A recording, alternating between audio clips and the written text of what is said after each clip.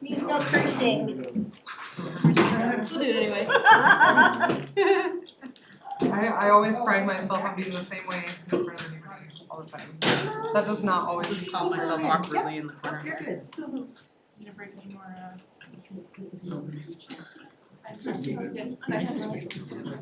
Sorry. I don't, because I can't do this. Maybe she just has husband, Yeah. cause I'm. Your mouse pad over that space. How much room do you need to take up? It's really This is why I don't usually bring my I computer. have her girls in Sunday I school. really don't need space. Her husband did a bunch of maintenance stuff. Why Okay. is Build ups and stuff like that around the church. Oh my gosh, how long ago was that? Alright, let's go ahead and call everything to order. Could we get roll call, please? Yes.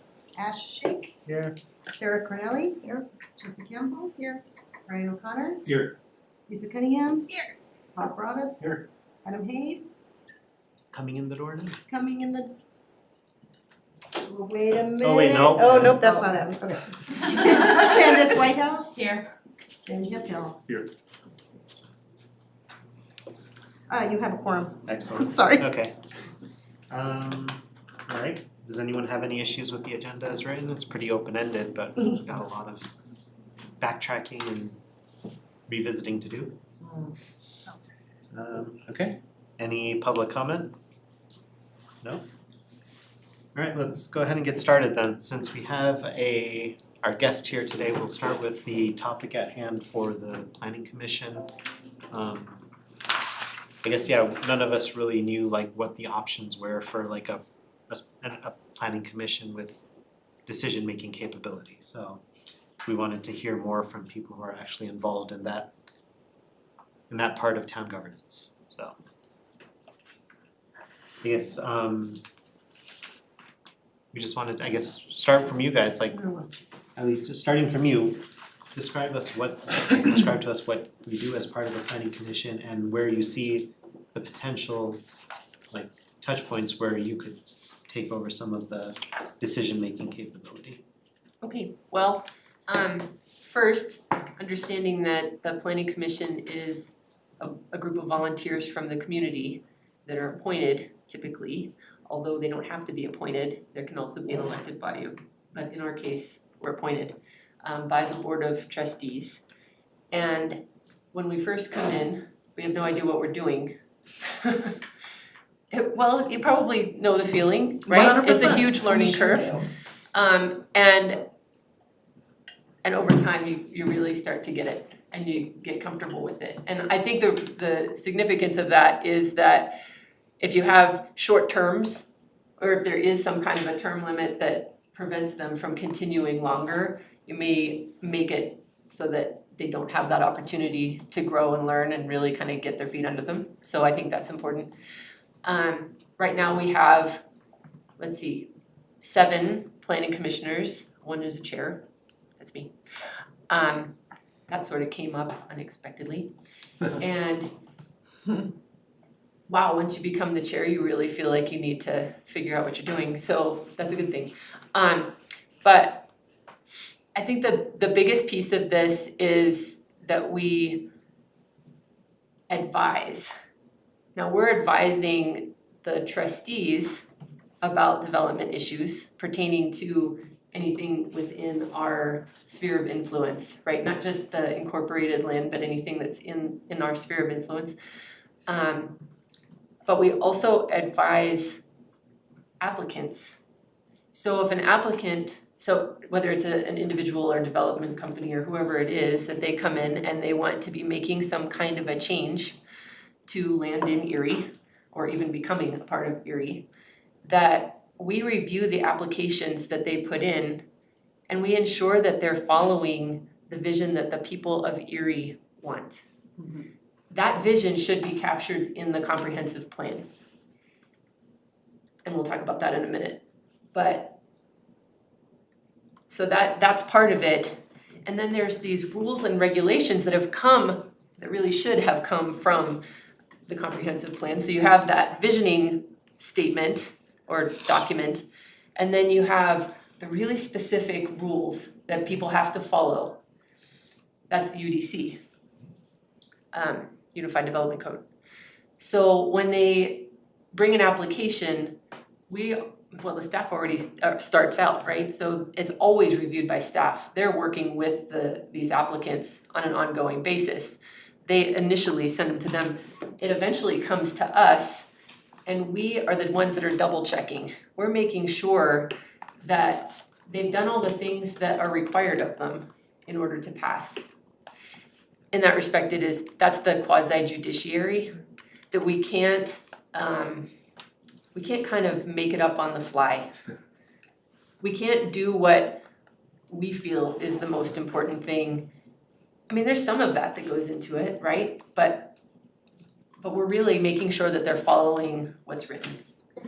And if they're doing something that isn't in their best interest or isn't in our best interest or doesn't follow that, that's where we advise them. So we have the opportunity to give them feedback. It's not just telling the trustees, oh, you should vote no on this. It's telling the applicant, this is something you should change so that when you take it to the trustees, they'll vote yes. So we're kind of their second point of contact, I guess. You have the staff that's their first point of contact. We're the second, but we're really responsible for making sure that it aligns with the vision that the residents have for the town. Now, that gets to the other part that is really important and is happening now. That is the comprehensive plan. And pretty much every place has a comprehensive plan at this point. I mean, it's just very common for places to have that. But that becomes the vision that the people, it's not a vision that the city council or the trustees or the mayor presents. This is the voice of the people about what they want their town to look like and to be like. And so that's why it's really important to protect their voice. And I think this is probably the most important function of the Planning Commission. And it's the Planning Commission's responsibility to make that plan and to update that plan. And they can do that with assistance from staff. They can do that with assistance from an outside helper, whatever that word is that starts with a C, consultant. That word. But it's their responsibility for doing that. And part of that is to protect the voice of the residents of the town. Because you know that people who run for office have strong feelings about what they want to do. You know that they are going to have a strong vision of what they want to achieve. If that was all we needed, we would just go with that, right? But interestingly, you have the town leadership that turns over every 2 or 4 years and can change drastically. And the opinions can sway this way and that. And you can have a total 180-degree reverse. Sometimes you don't, but you can.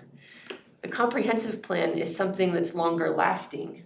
It's something where you're looking out 20 to 25 years and you're saying, this is what we're aiming for as a people. This is what our people want.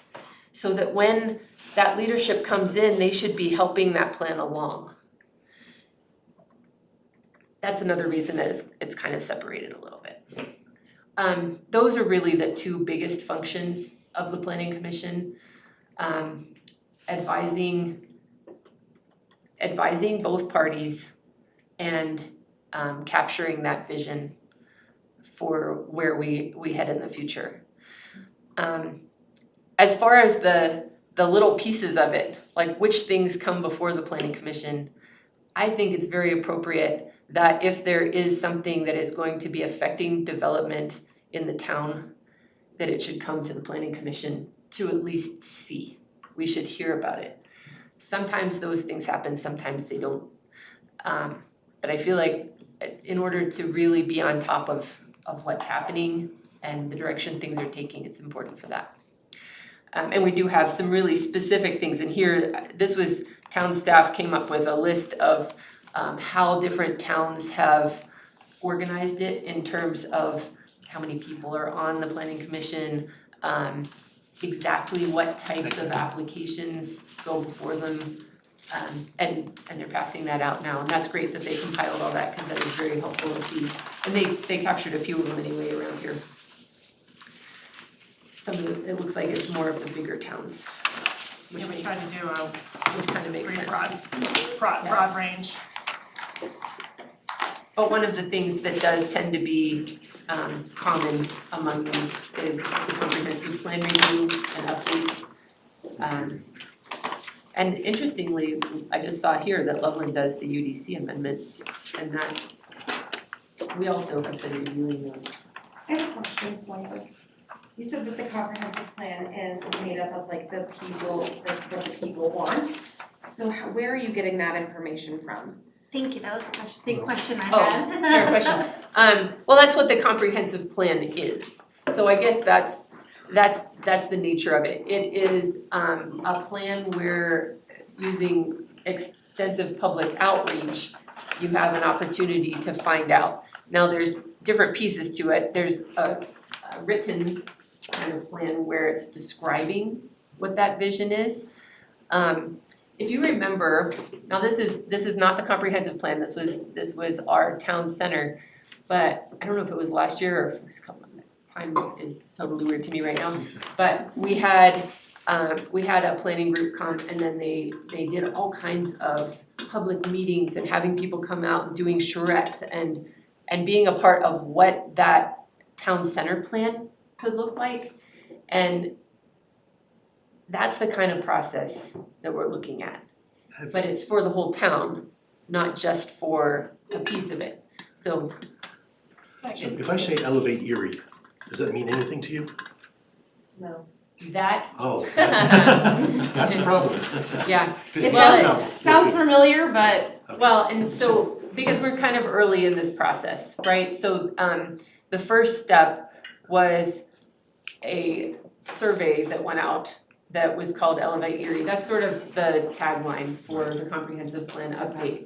And so there was a survey, it was kind of a conversation starter. That was basically what it is, because we were in the middle of one of the coldest winters we've had in a decade. And so rather than trying to get people out into public meetings, we started with something that was kind of a high scale, just getting that conversation going. Following that will be more opportunities for small group meetings, large group charrettes, that kind of thing. But I was gonna tell you, so there's the written piece of the comprehensive plan that describes the vision and describes what our intention is for housing, our intention for infrastructure, our intention for transportation, that kind of thing. And the overall vision for the town. And the overall vision for the town at this point says that we wanna keep it a small town feel. It's so dated that it doesn't know who we are, which is part of the reason that having a major update is important, because we don't have a small town feel. We have a bedroom community feel. That's where we're at right now. But the other piece of it is a land use planning map that, I mean, we would call it a comprehensive planning map, but it would kind of look like a zoning map, right? I mean, it looks a lot like what you have behind you, but that's the idea, is that we would look and we would say, well, if we were to try and have additional commercial zones in Erie, where would those be? And that's where people coming together and saying, well, I like the idea of them being along this road, or maybe they shouldn't be over here, and having that opportunity to give their input. Can I just add, so our comprehensive plans in general within the state have been really only over the past 10 years have been expanded to include a broader depth of information. So originally the planning commission is set up to address land use and development. So it addresses the land use map, any changes to that land use map, how development is going to look and feel, how big and the scale. That's the Unified Development Code. And that's generally been the purview of our planning commissions throughout the state. Our comprehensive plans were really just a land use map. And now the industry standard for comprehensive planning is truly comprehensive in nature. So now we're addressing things like parks and open space. As Kelly mentioned, infrastructure, transportation, Some address housing significantly, sustainability, resilience, economics. So they're much broader than what we used to deal with. And so with that scope, there's definitely a need, and that's why we have a committee, our policy advisory committee, the PAC. And that PAC is comprised of not just planning commission, but all of our other commissions, because it's really important to have, because of its breadth and scope, all of that input feeding into it. And those commissions provide some oversight and direction to the comprehensive plan process, in addition to reaching out to the community. And yes, we are gonna have a more robust community process as we start to flourish. You know, we're doing a lot of existing conditions analysis, getting a lot of information, and then that will be what we go back out to the community with in a much broader effort. And so our project manager, sorry, I'm waving in front of you. Our project manager is Erin Fostick, she's sitting here, and our planning manager, just so you know, is Deborah Batchelder. So we brought the team. If you have specific questions, and we thought this would be helpful to give you a comparison of what planning commissions do. They are certainly an advisory committee often. Sometimes, you know, in a lot of cities and jurisdictions, they do have some decision-making power for smaller types of items, or, you know, in Folger's case, it's been an interesting level of detail, like public improvements. It's kind of weird, but in general, they're looking at those your zoning entitlements, your project entitlements, but then most of the time, they are advising up to the board or the city council. Kelly, maybe I shouldn't ask this, but no. Go ahead. What would you like to see in the charter that, for the planning commission? We were starting to talk about this last week or 2 weeks ago and couldn't quite figure out what had to go in the charter for the planning commission. Well, that's a fair question. I don't know that I have any really strong feelings one way or the other about it. I think that the statute that we follow now, the Colorado statute that defines what the planning commission does, is pretty good as a starting point. I think there would be an opportunity to make adjustments to that, to in some cases simplify things for the board or council, which I don't know which way you were planning on going with that. Council. But as I was talking to Brandon, I think, or no, it was when I came to your meeting last time. And the idea of things going onto a consent agenda, I think can be a mistake. It's a good thing to try and ease their burden and simplify their burden. But if you're doing it just by having the planning commission going through all the review and then putting it on a consent agenda, that consent agenda at that point doesn't mean a whole lot, right? If what's happening is that the applicant is getting advice from us before making changes and then taking it to the board for final approval, there's a pretty good possibility that the board will have, should I let him in?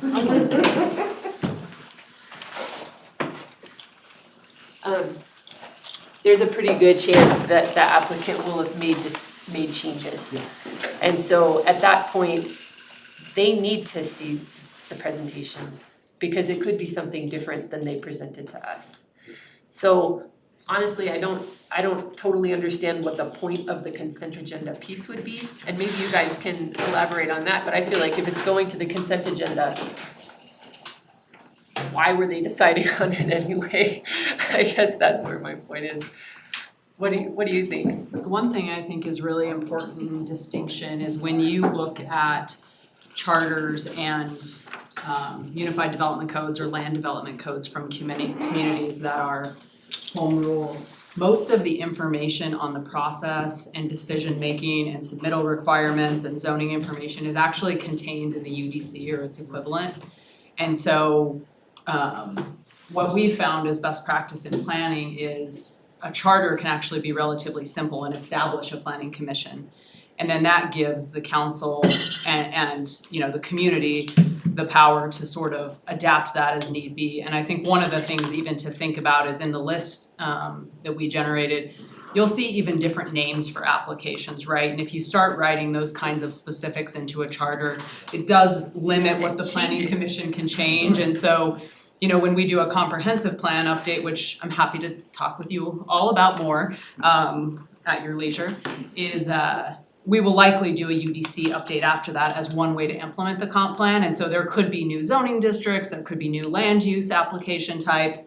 There could be, you know, if we were home rule, there could be different decision-making trajectories for applications. And so sort of best practice from a planning perspective, and certainly an attorney can correct me if they disagree, is to keep that language pretty general in the charter and then really implement those changes and those specifics in your UDC, you know, as needed. And that's, yeah. And that's kind of how it is right now, except that rather than pointing to a charter, it's pointing to the statute. So rather than referring to the Colorado statute for what our definition would be, it would be referring to our own home rule charter. So we had discussed with Hillary, a planning commission is required by statute. So we don't have it in there because we can't not have it in there. So it felt redundant to put it in. We can not have it. Well, we can. We don't have to have planning commission explicitly stated because because state law says you will have Does it. it still require it even once you go to home rule? Yes. Oh, I see, I thought that we used that one just because we were Minimum not. requirement. Planning commission and board of adjustment is required by statute. Well, that makes me feel very important, so thank you. So that's You are what very we're, important. that's what we're really trying to figure out is, do we even need anything in the charter? Or can we just rely back on the state? Statutes and Statutes. ordinance to make And- it a strong. I guess it And- would, maybe only if there was a change that you were wanting to make, if there was a question of how many people you want to have on it or anything like that, that's when. Cause Yeah. there's things we can leave to ordinance. Term limits, and I'm sorry, like term limits, like how long Yeah. are your term limits? there are no There are term not. limits now. There's not term limits, there's just There's a not. term, Yes, just. there's a term There's a and then, term. I mean, I appointed know by- people that have done 3 terms back to back, before finally giving up the ghost. I noticed We have that several some of them were advisory boards. detailed, We have several advisory boards represented here. And when you said term limits, I think some of us were confused, but yeah, we don't there's really have definitely a term, so people know what they're signing up for. Yeah. Rather than indefinite, and then you can start asking for new applicants, which we do every And couple I think years. that also makes it so that you don't have all of them changing over at the same time, Yes. ideally, although we just did have all of them change over at the same time. But because you have the 4 years and then they're they're kind of like the Staggered. trustees, they're staggered so that you end Yeah. up with only 3 leaving at a time. Or So 6. Lisa, you had something? Well, I have a question. There's a phrase that I keep hearing called strong planning commission. There's discussion about bringing forth a strong planning commission. And I apologize, I'm not super familiar with all of the language and definitions, so I'm hoping can somebody help me understand what a strong planning commission is and how having a strong planning commission would benefit the town. There's actually not really a term, strong planning commission. I think that may have come up in the conversation here, but that's not an industry term that we use, so there's really no way to define what that is. It's, you know, you can have, as you can see, there's just a lot of ways for the planning commission to There's a strong mayor. make decisions. Yeah. Yeah. And we're not, Well, we got public comment from you, and I have in my notes that you mentioned a strong planning commission, or maybe. Oh, really? That was me, well, So- not as an official term. My take on it, and maybe this will help refresh your memory and then you can help us more, because people have asked me and I'm like, I don't know, we have to ask Kelly. But my thought was that you would have the planning commission, not you, but the planning commission would have the ability to say no to certain applicants that would come to you that don't follow the criteria that's required, which would then decrease the amount of time that the council is spending on stuff that's automatically gonna be a no anyways. And that would be the was what I having approval authority. Like if there's Approval final authority. approval authority for items, that That's the term. that's what I would describe as a strong planning commission, but it So- isn't an official. Approval authority goes both ways, it's yays and nays. It would be, yes, we're going to approve this, and then if that were to happen, does that then completely bypass the Board of Trustees having their review and their final say? If we write it in, Have to go to If the we wrote board, it doesn't in, yeah. There's usually an appeal process at minimum. And they would appeal higher. Otherwise, it's just something like, yeah, the planning commission said no, but it still goes. Most at that point, the tail between the legs, like the developer will go back and say, okay, that didn't work out. And they might come back and do something else, but sometimes they might just still go to the board. Maybe there's a short timeline or something, and so they still move it forward. And that's the typical, and like I said, and if nothing else, there's usually some type of appeal. Well, it also depends on the type of application, so Yeah. you'll see in this comparison spreadsheet, in some communities, the planning commission, there's, a handful of applications where they're the decision maker and then the board or council is the appeal body. In other cases, they're making a recommendation to a board or council, and that might be recommend approval with conditions, or recommend denial. And some folks have even specified that specifically, the planning commission can make these recommendations. So that's really where you would define that in your development code, right? Of like, these 4 applications are gonna be decided by the commission, these 4 are gonna be decided by the council, with planning commission being a recommender to those. Our staff has similar, a much smaller focus, believe me, much smaller than what you had. But it is interesting to see that some of the charters do outline the items that can be, the approval authority does fall with the planning commission versus it being a recommendation to the council or whatever. Yeah, The just so you know, the charter's on the left and then what's in the code, because we wanted to just give you that, the understanding of what some planning commissioners, where the buck does stop with planning commission. Yeah. Code, the charter's just on the left. And I think it's important to point out too, and just to remind you that if the planning commission has the final authority to say anything, it is still based on reviewing it by what was in the UDC. Yes. We couldn't just say, we don't like gas stations. And so we're not gonna, unless the UDC says there will be no gas stations, we can't just decide that. And if we did decide that, if we said no to something and it was not You didn't have a reason. not according to that, they could sue us. And the same truth comes with the Board of Trustees. They can't willy-nilly make those decisions either. So we both have that guidance as we're just so I understand the hierarchy then of the kind of the flow here. The planning commission comes up with the comprehensive plan, or at least solicits the feedback to develop the comprehensive plan, right? That then by trustee/council action becomes, by ordinance, it becomes the UDC. No, No, this it's two is, we're separate talking about plans. 2 different things. The comprehensive plan Right, and but they use the comprehensive plan as inputs to feed the UDC, Yes, Guide. okay.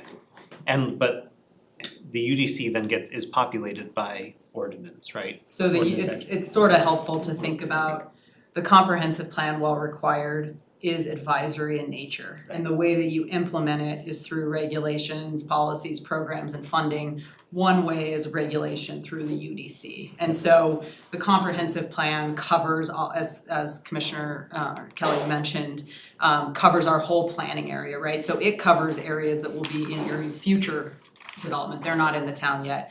The UDC only regulates, we only have land use authority over property that's been annexed to the town. And those are laws, right? There's, as Kelly was mentioning, specific criteria by which projects can be approved or denied. The comprehensive plan is not that way. There can be conflicting statements in the comp plan, it's more aspirational. It's really a tool for residents, decision makers, to use in helping, shape the community and for the vision of the community, right? So it's a little bit different, but you're right on track thinking that that's what comes first. Yeah. And then the UDC is a way to implement it. My biggest concern of putting too much in the charter is what we've talked about for other things. Yeah. Is it's much harder to change. So the Oh, yeah. charter should be and it as should, high level as possible in my view, and leave the other things to ordinance, in this case, the UDC. I know we use the UDC a lot. I have a question. What's the appointing process like? What, I mean, For are your planning names commission? picked out of a hat or is there like, Do you apply? they random. is there an application? Is I there? didn't even apply, they came to me and they said, you serve. I'm just kidding. No, they announced that there's vacancies. I guess it's just like all the All other the commissions, so advisory they boards. announced that it's not like yours at all. But they'll announce that there are vacancies usually sometime around April. And then people come and they fill out an application that asks a bunch of questions about stuff, just random things like this. It's like an essay test, you send it in. But like and then- specific to land use and planning and things like No, that, it's or very, like, very It's basic. generic, No, Really the- basic. it's the same planning application commission for all has advisory. it's the boards. same application for But everybody, you end up- okay. But you I end up, applied for it. usually when you Yeah, reply, it should have been respond. specific. You respond with some specific reasons why you wanna be on this board and Sure. what you bring to this board. Oh, that's true, cause that's one of the questions, like what would you bring to that particular board? Right. Yeah, The it's been a long application time since I did that. Currently, the current application, cause I probably went through it most recently, you select your top 3 boards that you wanna serve on, and then you describe why you wanna be on those boards. And then I And then submit a there's the resume, and then that goes to each of the interviews. boards. And I believe the boards can review. I think one of the It's up to differences 3. you're looking for, Candace, is that usually the advisory board that you have applied for gets the applications of the applicants and they review them and then they suggest who they would like to be on the board. The planning commission doesn't do that. It goes to the, And we, it goes to the trustees for full review of those applicants. Okay. And then there's likely an interview right, process. that's what I was gonna say. Which is different than advisory boards. Now, they could be interviewed in other advisory boards, but the trustees take time to interview at least a question or two each of the candidates that have made it far enough. And is that process protected in ordinance or something, like, or it's just what they do for planning commission and not what they do for others? It's just what they do. Okay, interesting. Interesting, cause for me, I know we interview candidates all the time, or not all the time, but, and just make sure that they have the right interest, by right interest, I mean that they are qualified. Our board's been interesting, it doesn't matter.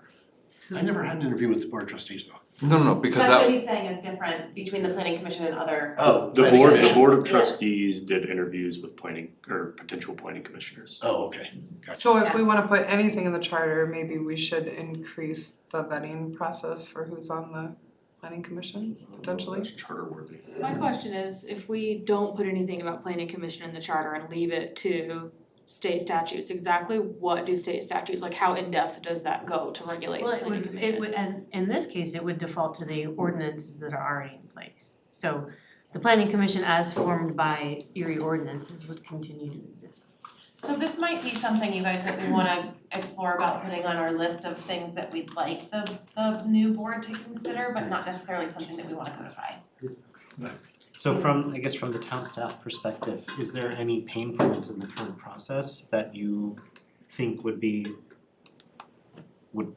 gain some benefit from more stringent structuring or anything like that?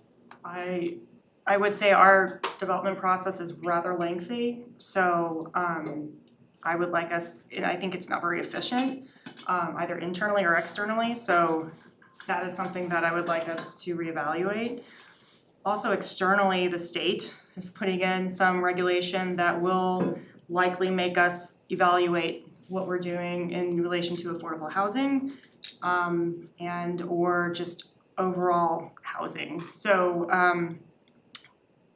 that in order to respond to that, I think we are gonna have to go through and evaluate our applications, and we have a lot of different applications. I think streamlining it, making it a little bit simpler to understand, that's gonna be key.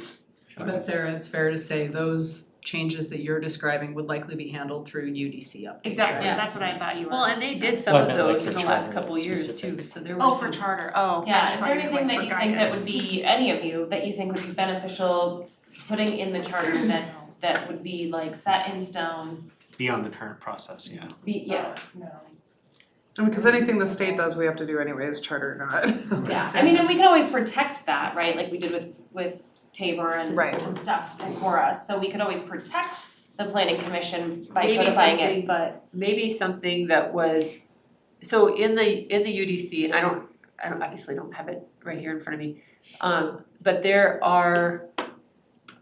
in that ordinance that describes the planning commission's role and those kind of things, it also talks about how a planning commissioner can be removed. Mhm. And I think that's an important point, like, they can't just say, we don't like them anymore, We we're gonna talked, get we rid of talked them. about removal of boards and commission members, and we've We raised set that a bar. pretty higher bar for removal. for all boards I think- across the Oh, good. across the Good, board. yeah, and I was just thinking that it might be a good thing to have, Yeah. that if there was gonna be a change to it, that it came to the planning commission before they changed those rules in the UDC. So it's not in the It's on UDC, the- so in Kelly, the it's charter. it's in the chapter that forms the boards and commissions. And Oh, it's not okay. We have something in the Okay, charter. I'm just trying to that- recall it. Malcolm pointed out, it's easier to remove Malcolm than it is to remove a board member. Well, I'd also like to, wanted fairness. just to point out, it is the ordinance that creates the planning commission, it also says in the very last line, says applicants to fill vacancies on the commission shall be interviewed. So it's a requirement. There you go. by We do. ordinance. Not may. Right, ordinance. By the advisory board. Wait. Yeah, Yeah, she shall, said shall. She said shall. That's, The advisory board, yeah. Interviewed that's by. very legal. It doesn't say who by, it just says shall Pay be attention to our interviewed. shells. I couldn't imagine. So Malcolm, you get to do it. You can never say. May, May is the one we gotta watch out for. Just in a quick review of multiple charters, Castle Pines, Eagle, Hudson, Louisville, Thornton, Plymouth, and Boulder, they all have fairly simple provisions that say, basically, council has the authority to create and disband and confer such powers and duties as it deems advisable. And that's for all advisory boards, including the planning commission. That does give power to the city then, more, I mean, than what we have That's now. already what we have. That's what we have. That's what we have, it's just Yeah. protecting. The council can create and dissolve any board except planning and board of adjustments, That sounds nice and simple to put it in there. according to Hillary. And OSTAT. State statute. And with our charter. And OSTAT. Yeah. So I think our next steps, you guys are probably deciding if we want to protect Yeah, I think we planning like, commission and if we wanna protect the process, or if we wanna just maybe put that on our, we hope you guys take this into consideration list. yeah, so from like, I guess from our point of view, what we have right now is we have that the town council has the authority to create and, dissolve any boards and commission except for the three mentioned. And they can delegate authority as they see fit. So it's basically carrying forward how things are set right now, with the adjustment on how to remove boards and commission members as a higher bar now. Do we have that? for Yep. what? In the current draft, 5015. Okay, thank you. You're so cool. I've been just looking at it. It's not like. I thought it was up there. What was No. your reasoning for No, we making don't it have- harder to remove That doesn't say planning Just to commission. make sure like it wasn't retaliatory, like you talking don't, about you're not doing removal. what we want, I thought that was the question. get rid of Yeah. it and put a new I one. think Yeah. that's I was a asking good idea. So 5014 implies, and this is what people are relying on to say Yeah, that it's exactly. required, that it's anything that's required by statute or charter. Okay, so right now we're following state statute as written in state statute, we haven't carried any of that into the charter. So yeah, What are the things that we did carry into the charter? It was Tabor and Cora. yes, Is planning commission on par with Tabor and Cora as things that we want to, we foresee potential changes in state government and want to protect in the town of Erie? Or protect in its current state? from what it sounded like, it's like you get, there's gonna be more requirements coming down from the state in the near future, so I'd be worried about weren't those UDC related things? They'll all be UDC related, so But they may they may be attempts to disempower. This is what we don't know yet. It may be taking away local control or attempting to take away local control, and putting it in the hands of a state body. Okay, that's huge. It would be huge, we don't, and this is all speculative, it's not there yet, but, so if that were to happen, I mean, there would be all sorts of challenges to the constitutionality of that, because zoning and land use has been held sacrosanct as a local issue. But if it were to be upheld, and we're going 90 degrees past where we need to be right now, but if that were to be upheld, it wouldn't really matter what the charter said, because you would be disempowered by a state statute that's preempting local authority. So, I mean, like I said, this is going very far afield, and I think it's very speculative, but I don't see the need to try to anticipate, because we just don't know what that land use bill is, and even if we did, we don't know its future, we don't know whether it'd be adopted, we don't know whether it'd be challenged, we don't, And we wouldn't know what sort of language we need to put in to protect it. Exactly, you can't. Well, or we couldn't protect it. Right, and in the case of like Tabor and Cora, we're worried about the state being, less rigid in those matters, whereas the planning commission, I mean, if they wanted to go over the planning commission, they're gonna be able to go over the planning commission. Maybe what we can do is put it on the agenda for one of the other meetings to talk about when it's just us. Yeah, I think we do need to do homework. I like this Thank you. Yes. thing. Can you send it as a PDF? And yeah, just if anything, cause this was kind of exploratory on our part, we wanted to know from the planning commission and town staff that deals with UDC comp plan. Cause that was a huge hole in our general collective understanding. I'd definitely say our preference is, as simple as possible, so that we can really utilize the code to be responsive. And respond more quickly and easily to the unexpected Yes, things that might that's come what I'm down worried from the state, In response to that, is there anyone here that is opposed to it being as simple as possible? Because everybody I've heard speak says, let's Yeah, leave it as simple as possible. So is it something that we need to come back to, or is it something that we can say we're gonna leave it as simple as possible because everyone here has voiced that opinion? If it's not broke, do we really need to fix it? That is usually my. I think the only thing that stuck out to me is when you mentioned that the current process can be cumbersome and long. And I don't know how the charter fixes that. That's all I thought you were somebody was just talking about the code, and of course my brain was just stuck in code, so that's what I thought you were asking me. The best way for us to help with that is to make it as flexible and Yeah. Yes, at exactly. least prescriptive as possible. I agree. Okay. I think, does anyone have any other questions for our guests? Thank you guys for taking thanks for time coming. to come and talk to us. You're welcome to stay if you want. We have a riveting discussion ahead. But yeah, if there's nothing else, then you guys are free to go, and again, thank you for coming. Thanks. Thank you. Nice to meet you. We'll be here. Okay, meet you as well. Best wishes to your daughter. Thank you. Yeah, but I'm always excited when I at least catch the older ones. I never Well, he's up super early, isn't he? Everybody's leave the house until somebody Teach Kathy and Joan and I know that engineering is more like a disease than it is a profession. Thank you. My son would be like, I hate You're gonna hang out with me, Amy? And she's We can ask some more space here. I shower.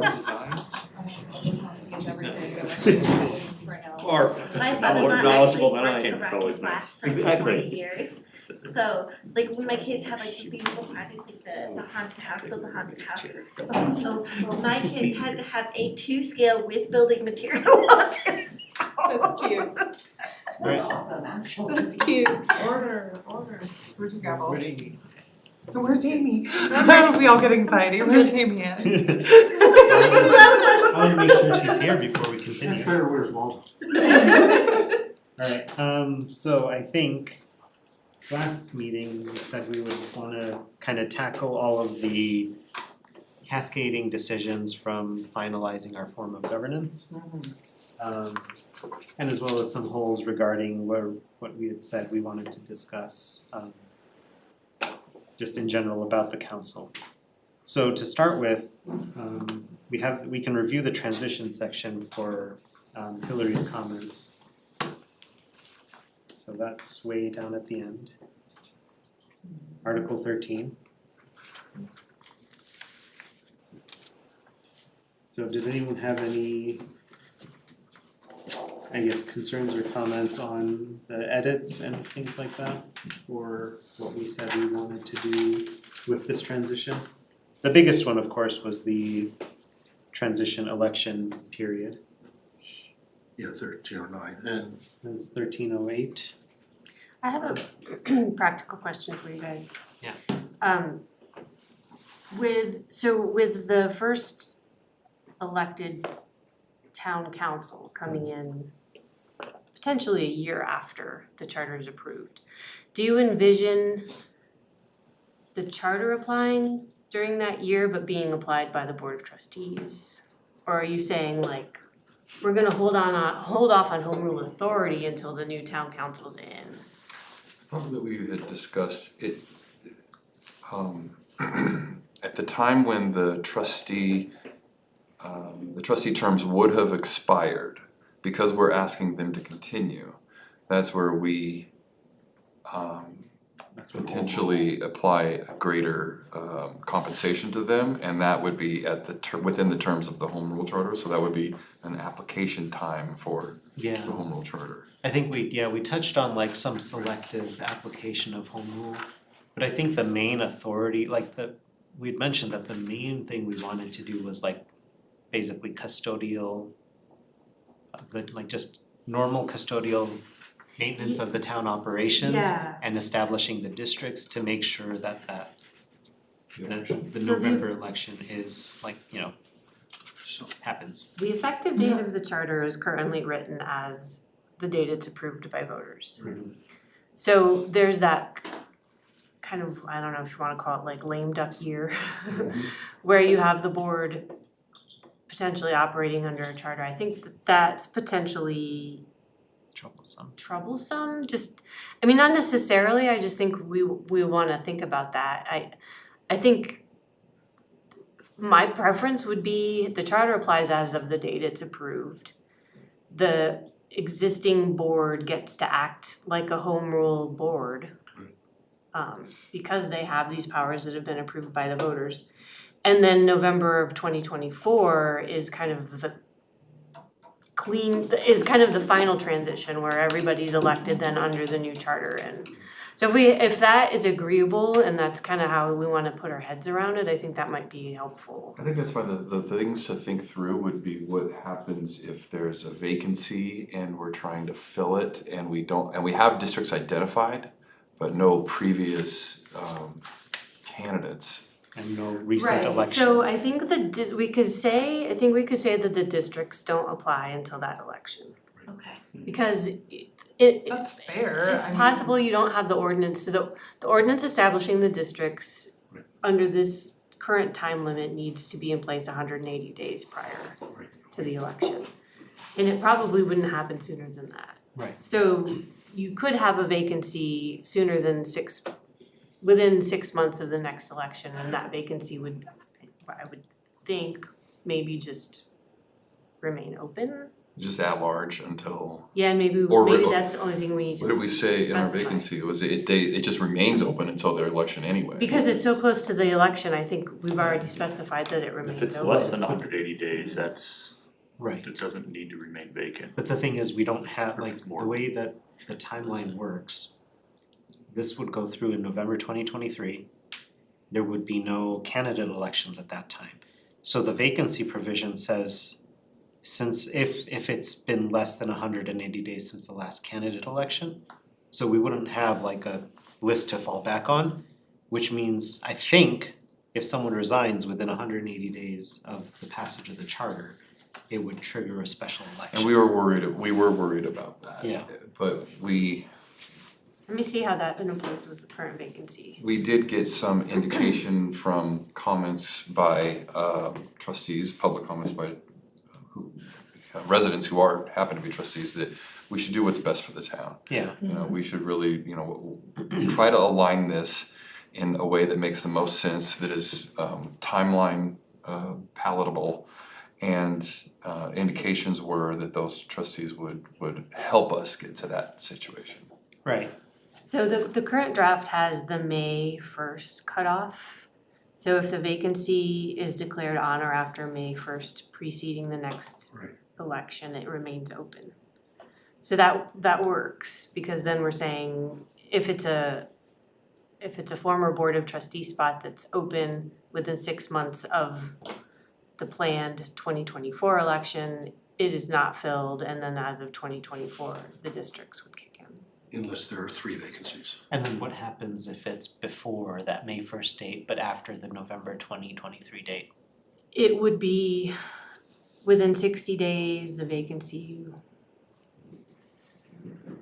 Within 60 days after council's declaration of the vacancy, a majority shall act to either make an appointment or order an election, and that uses the first unsuccessful candidate from the previous municipal election.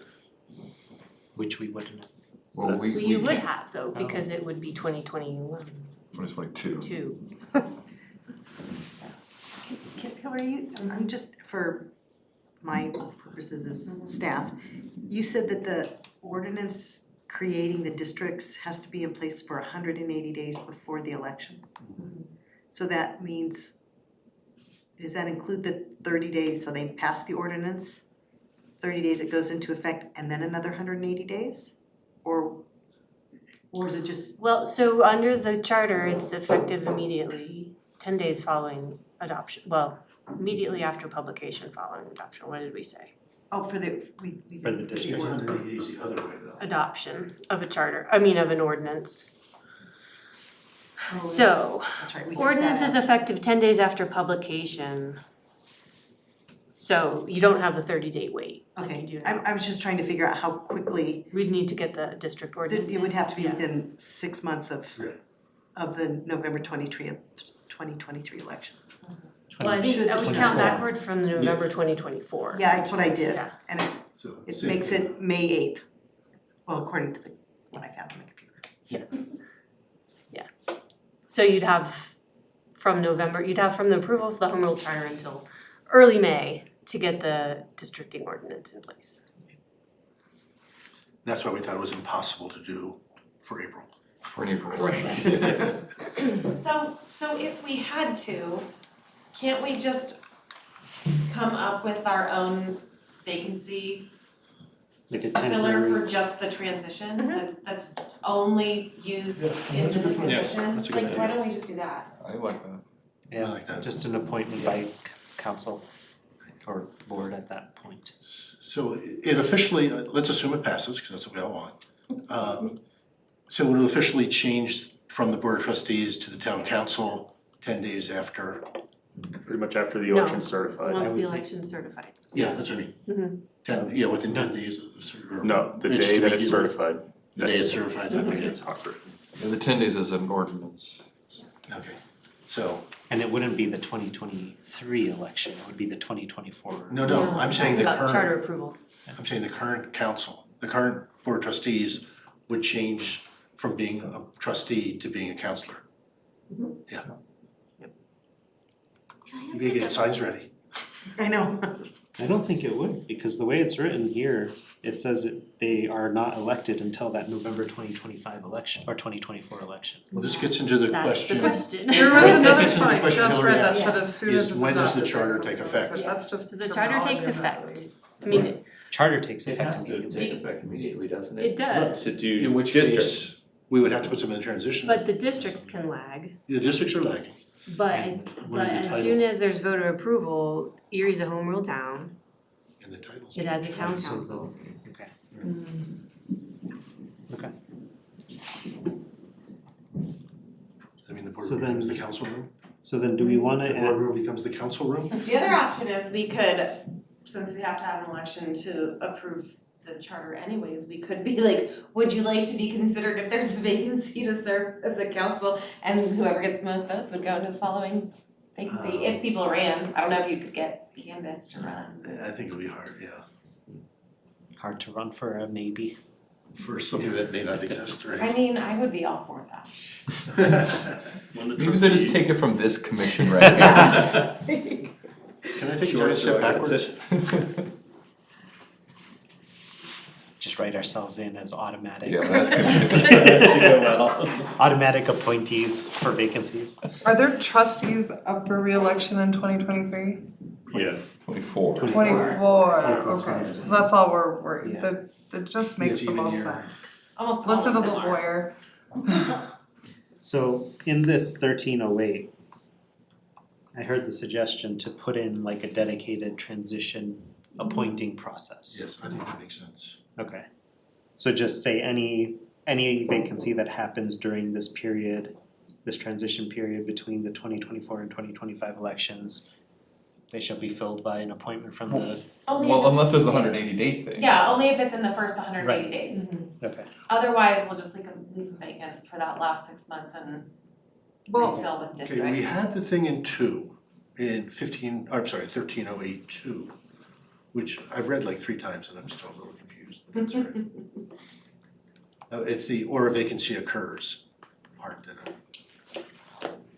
and in 2024, it's just a clean slate, right? We vote for Yes. everybody. Right, yes, I'm talking about during the transition period, I'm not sure what it, or a vacancy occurs. Bob, that says That's if they resign. those who are elected Right. take their first office in 2025, because the election is 2024.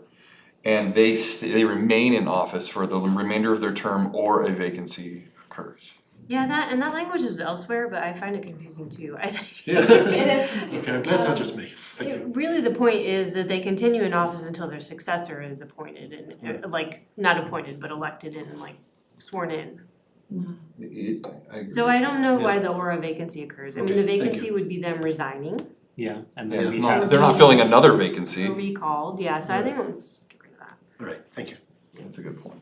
alright, So so then we, yeah, I was gonna say, so for we- transition appointment process, just 180 days after the November 2023 election, if a vacancy occurs, it'll be filled by an appointment by the council. right.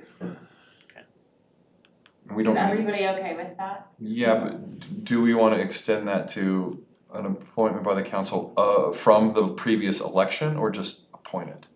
Well, this is just for the transition period, so know. it's whoever's sitting. It's the current council. Yeah, No, whoever's- he's saying there were people who ran In 2022, 22, Oh. should that be Should our that- limiting, should that be the starting, or the only? that's the pool that they could appoint from, or can they just appoint anybody? I would think anybody at this point Yeah. myself, but I don't know. Cause our current It's more than process, 6 months. That, I mean, Requires them that's to go- how you would apply it if you didn't have a transition provision and you were just defaulting to the vacancy appointment provisions elsewhere in the charter, yeah, that's what would happen. they go back to the So last if you're ones. not gonna change it, I'd say Then don't say anything? yeah, like it can just default to how the vacancies would be filled. Cause that way if no one's available, we have to specify the whole ladder. Okay. So what do people think? What do you then? think, Candace? I'm fine with that. There's only 2 people, right? Because Christian bowed out, Dan moved into his spot, so there's only 2 people left. It's just Ryan and Jeff would be the only people. Oh, yeah. Oh, sorry, the likeliness pool of The people, pool of gotcha. people would only be those 2 people, so, and I feel like the likeliness of this happening is very, very slim. I think we're putting it in just as a precaution, so I'm fine with that. I think it's fine. Yeah, Cause yeah, it's only what, an actual extension of like a month of their term before any resignation, cause they stop in April. I think We most, can write it in that they have to fill the vacancy with one of us. whose name starts with, Again, one step backwards, Not please. this scene. Or sound like well, I was thinking there's lots, right? Like there's lots of Cs. that's, yeah. Do you include last names? Okay, so we'll just leave it ambiguous so that the prior the existing vacancy provisions we have can apply. Yeah. Or do it in reverse alphabetical order. Okay, I don't wanna be near the I top. hate my new last name. Oh, I used to be an A. I used to be. Well, no, that way you'd be near the top, you'd be the top of the list. if I we know I did, don't like my new last name. I'd Oh. rather be.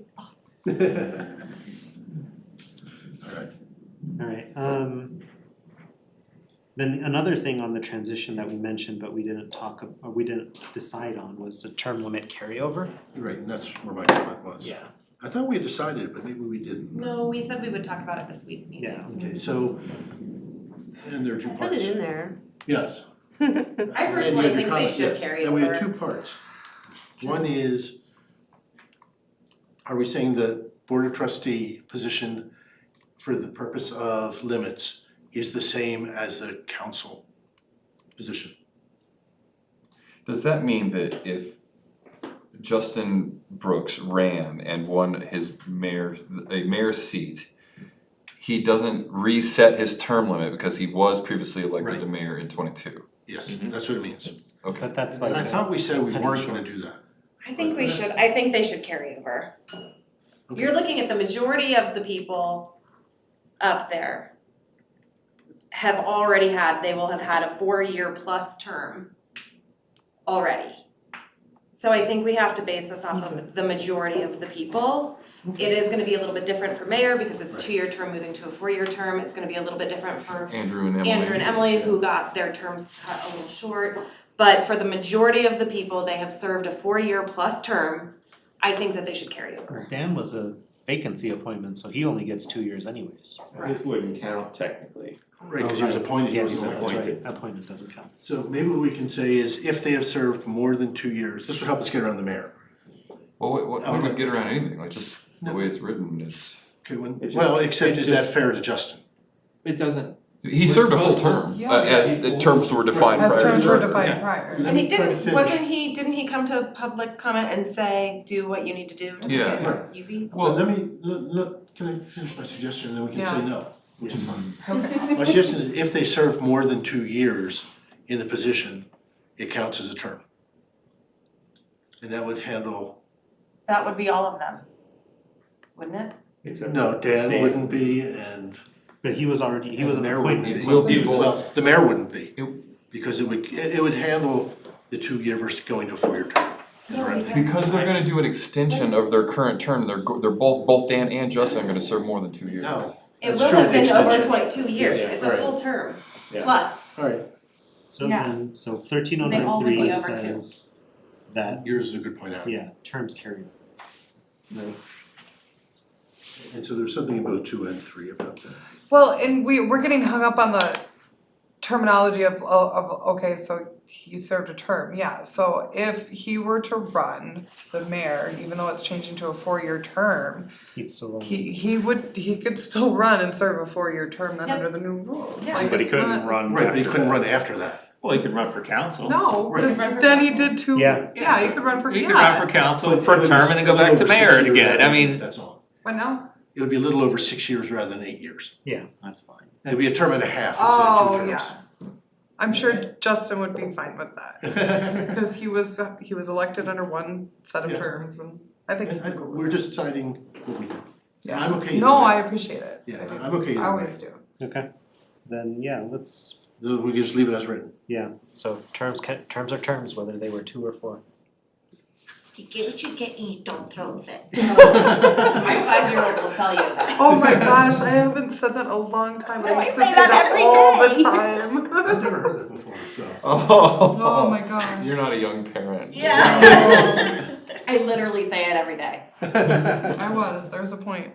Okay, I think the other big one we had was going into like kind of campaign finance Yes. and like just filing campaign finance like provisions and filing deadlines and everything like that. So thank you, Hillary, for pulling out the Those links. specific provisions from various charters.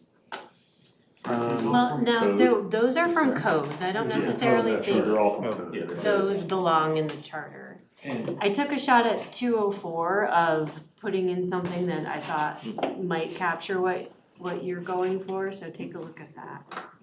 204. yeah, I saw that. And that, to me, that seems fine. Remember correctly.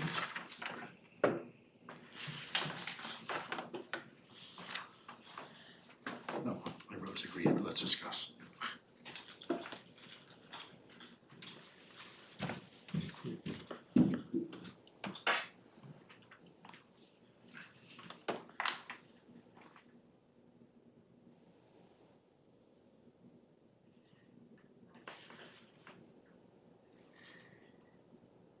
So without going in and looking up all of these documents that are cited here, what does that basically say?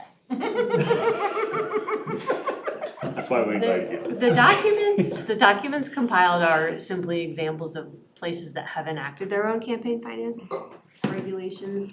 Some more detailed than others, some include additional reporting deadlines, some impose different dollar limits. So the town could do any of that. This charter provision doesn't say what it would do, but it says that the council has to adopt by ordinance campaign finance regulations. And that those regulations have to be the local version, not the current statutory and constitutional provisions. But guided by the CRS, is that? Yeah, why same, they're- so the reason it refers to the same subject matter is that's how you effectively opt out of the statutory and constitutional limits by adopting a local ordinance that covers the same stuff. So if you wanna be out from under those, that's how to do it, is you say, no, this becomes the Erie enacted version of fair campaigns. If you don't care that much and you just wanna say that they, they could adopt their own, I like shall. the statutory and constitutional limits would still apply, Erie would still be subject to them. So I saw like throughout the examples you posted, different municipalities have like different maximum like contribution limits from individual donors. Like, I know like state level, it was something like, it's like 1,000 or 1,250 or something like that for individual. But we can set lower limits for individual donors like that? Yeah, you can. Okay. You can set higher limits? Should we be setting any limits though? In the charter, I think no. So, well, no, we're not setting them in the charter. What we're saying is the town can set them. Well, that's the No. question, Well, I mean, I think that was Candace's Right, question yeah. is, are we talking about, are you guys moving on from this provision and saying, when the town does adopt the ordinance that it is now empowered to adopt, will it be that specific? Yeah, like can it be? Yeah, Basically, it I can. just wanted to like, Yeah, it can. cause there was one, I can't remember which one, I'm trying to, 1 second, let me look at it. But there was one provision or one or two that it seemed like it did not, it put limits on like IECs, so-called dark money contributions. And I wonder if like any of those have ever been challenged in court. Yeah, and not according to what we've found, I mean, those provisions are still in the local codes. We don't, it doesn't mean that they haven't been challenged, but I think we probably would know, so.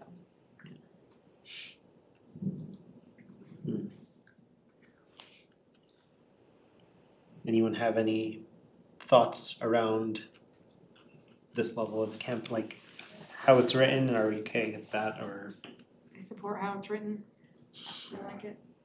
Yeah, I think I like it.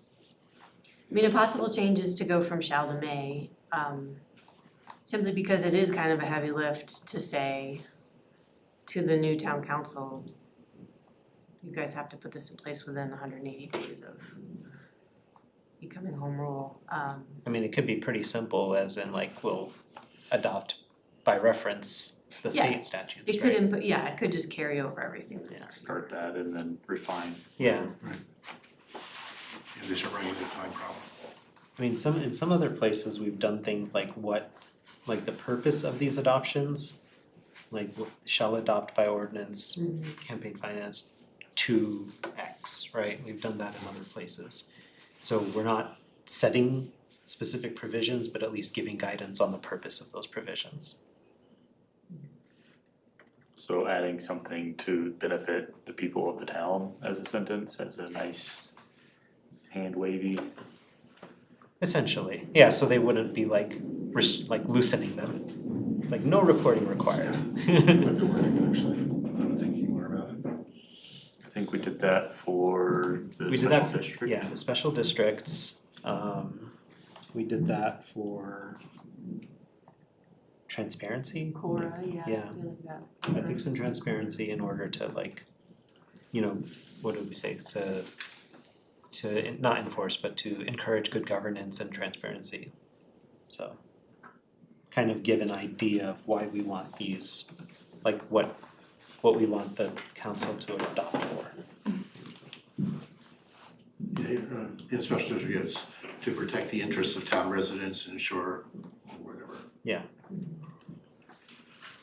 So do we wanna, I mean, I would like to add something like that just because that has been a repeated issue. I guess one of the complaints I've heard from a lot of people is that it seems really like the current reporting schedule is really lax and doesn't give much time for, you know, information about campaign contributions to be assessed. Cause yeah, I saw one of the ordinances you laid out had like very like specific like schedules for like first report due on this date, second report due on this date. I was like, That doesn't belong in not in the charter, but that's like, That's What about, so in the last sentence, such ordinance shall control over article, what is that, 28, I should know that, damn Roman numerals. As to local election matters, and how about like, and shall encourage timely disclosure of campaign contributions or something? shall encourage kind of.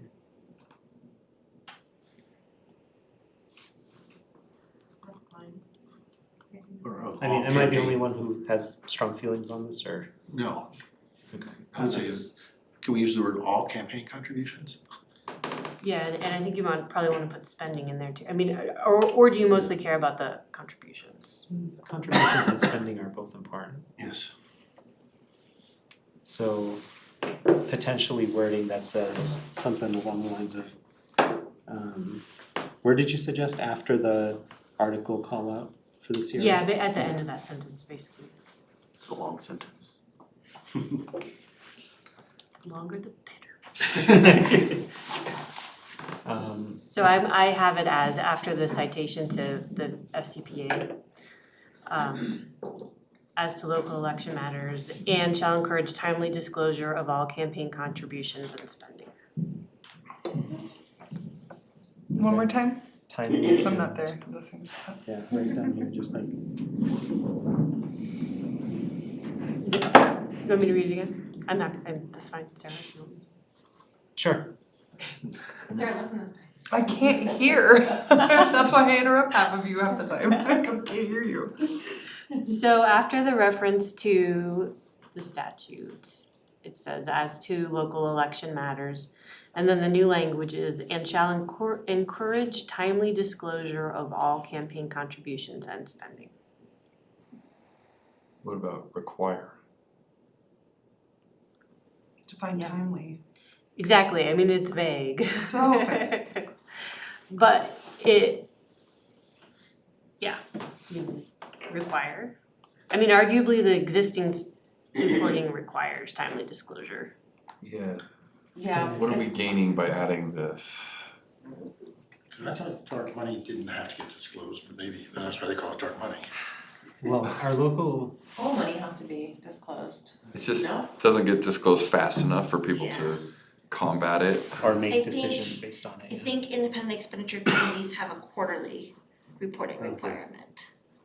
And the point of that is like, you don't know who's funding the IECs. Right. So IECs have to report their spending. But they don't have to report to. Yeah, but I don't think they have to report who Who donated, who that's my donated point, to it. yeah, and that's why it's dark. So, I would like to bring it to light. Yeah, So we're the just wording gonna is find you- another way to get around it.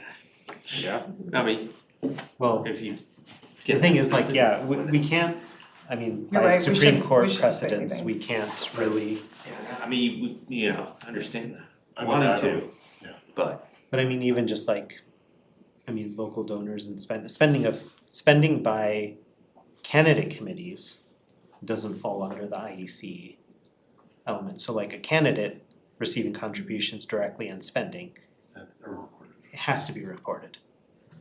And so that can be used to make decisions during election season.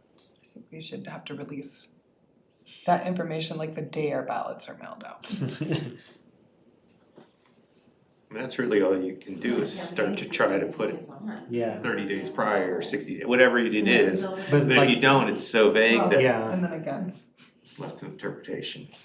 So then they would just wait until the very last. It's also, yeah, she's right, you can also this one what? Like the do last- very little and then at the very end do all of it. That's true. And the very end is 30 days after the election, so Yeah. Well, we had to keep reporting That's a throughout good the I whole don't think we're gonna process. fix Right, this problem. but the dark I know, money but wouldn't come in until the I do very like your last one idea that of would already making it be more of a reported solid- after the. I forgot exactly which word he used. Required. It's a required, That's true, yeah. Require, yes. Because I think it's important, but that's my personal belief and what I've heard and what I campaigned on. Right.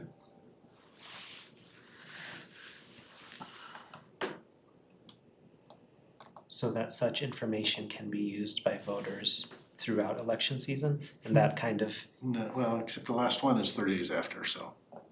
but like throughout the election season, which means before and after, so. Does the election season go after? Okay. Didn't we have to turn in one after? Yeah, you have to No, do that's a my poster, point. you have to do a That's- poster. Yeah, that's what we're saying, is that it's, like Brian said, there's always a way to get around it, so you just wait and then submit that at the very end when the. But you're still required to do like any spending you do throughout the season, like throughout like, you have a report, each report has a reporting period, right? And so you have to report all spending and contributions in that reporting period for that report. Can we define a timeline on the sources But of you can deficit spend. contributions? Like you can't get contributions from this source like a month before the election or something? No, It's against our constitutional citizens united yeah, rights? Okay. exactly. I'm in favor of leaving it to ordinance because Yeah, I guess I was trying to do more of that encouragement, but you Yeah, I can't know. really set a schedule. I'm with the encouragement for sure. And that's why I said required. Was- Require frequent and timely disclosure? Sure. As long as you define timely. Yeah, I mean, the thing is, even if you're putting a suggestion in there, the suggestion can be interpreted. Right. However. Once a month is frequent, right? Once Right. every 6 months is frequent. I liked your original statement that you added. Yeah. I think that was probably shall the most require concise time. that we're gonna get for our Yeah, it's kind of giving a suggestion, Right. saying that the purpose of this provision is we want to make sure citizens are informed properly, so. At least it gives the council direction on how to apply this provision. It's good enough for me.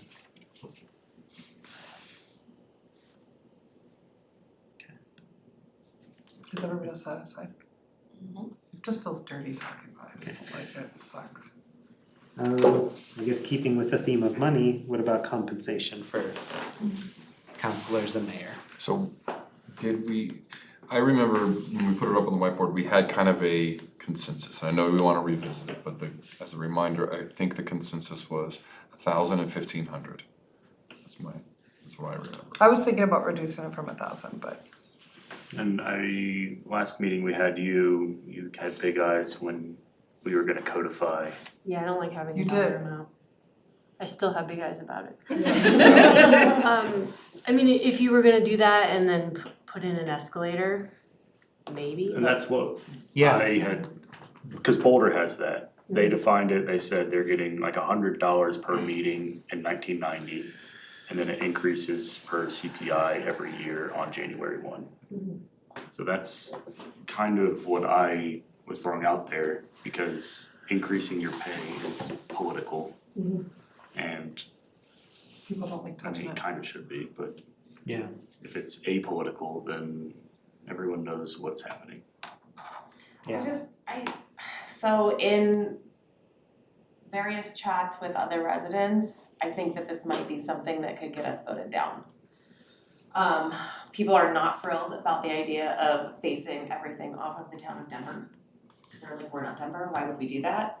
That And wasn't a suggestion though, no one was suggesting. So you there are cut out. CPIs I think it for- was, wasn't it? The automatic increase was Let's- based off of Boulder the does. Boulder. I thought we were doing ours after that. No, ours was Or, gonna, or is it a question about which index? Cause there are more local indexes than, I didn't know if maybe that was. Yeah. I thought we were gonna say using the index that the town uses for salary increases. Yeah, for the contracts. I think it was for the contracts, which was CPI. Right, It's that's what it it's was. probably the Boulder Greeley area, cause the CPI is broken up into different regions. So, yeah, it's whatever Kendra tells us to use. I'm concerned also that if we put this in the charter, that people are just gonna vote no. They're gonna see a dollar figure, they're gonna see an automatic increase, and I know it's not a raise, it's just keeping up. But they're gonna see that and just fill in the little black bubble next to no. And that's it. Now, I agree, I hear that concern and it's totally valid, that could happen. I am concerned about attracting candidates and continuing to maintain focus for the people who are actually serving the town. And Especially limiting the pools now more, especially right? with smaller pools and, you know, transition aside, we're wanting to get people who represent those areas of the town well. And if they're not of a certain salary, they may not want to try to take that on. And then that means the representation is only going to be of a certain, you know, fiscal capability. And even for people who, like, no one, this is not anyone's full-time or only job. Well, and it's, I'm sorry, I know you keep trying to, it's also, I mean, like, almost verbatimly, labeled a volunteer position.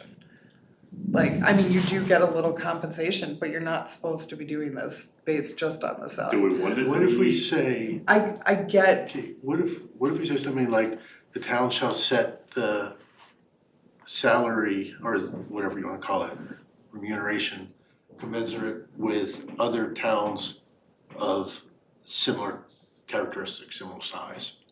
oh, I like that. I kinda dig that. But then it's still an ordinance, right? Yeah, it would be by ordinance, but to say And it's that it gets evaluated every election cycle does. or something.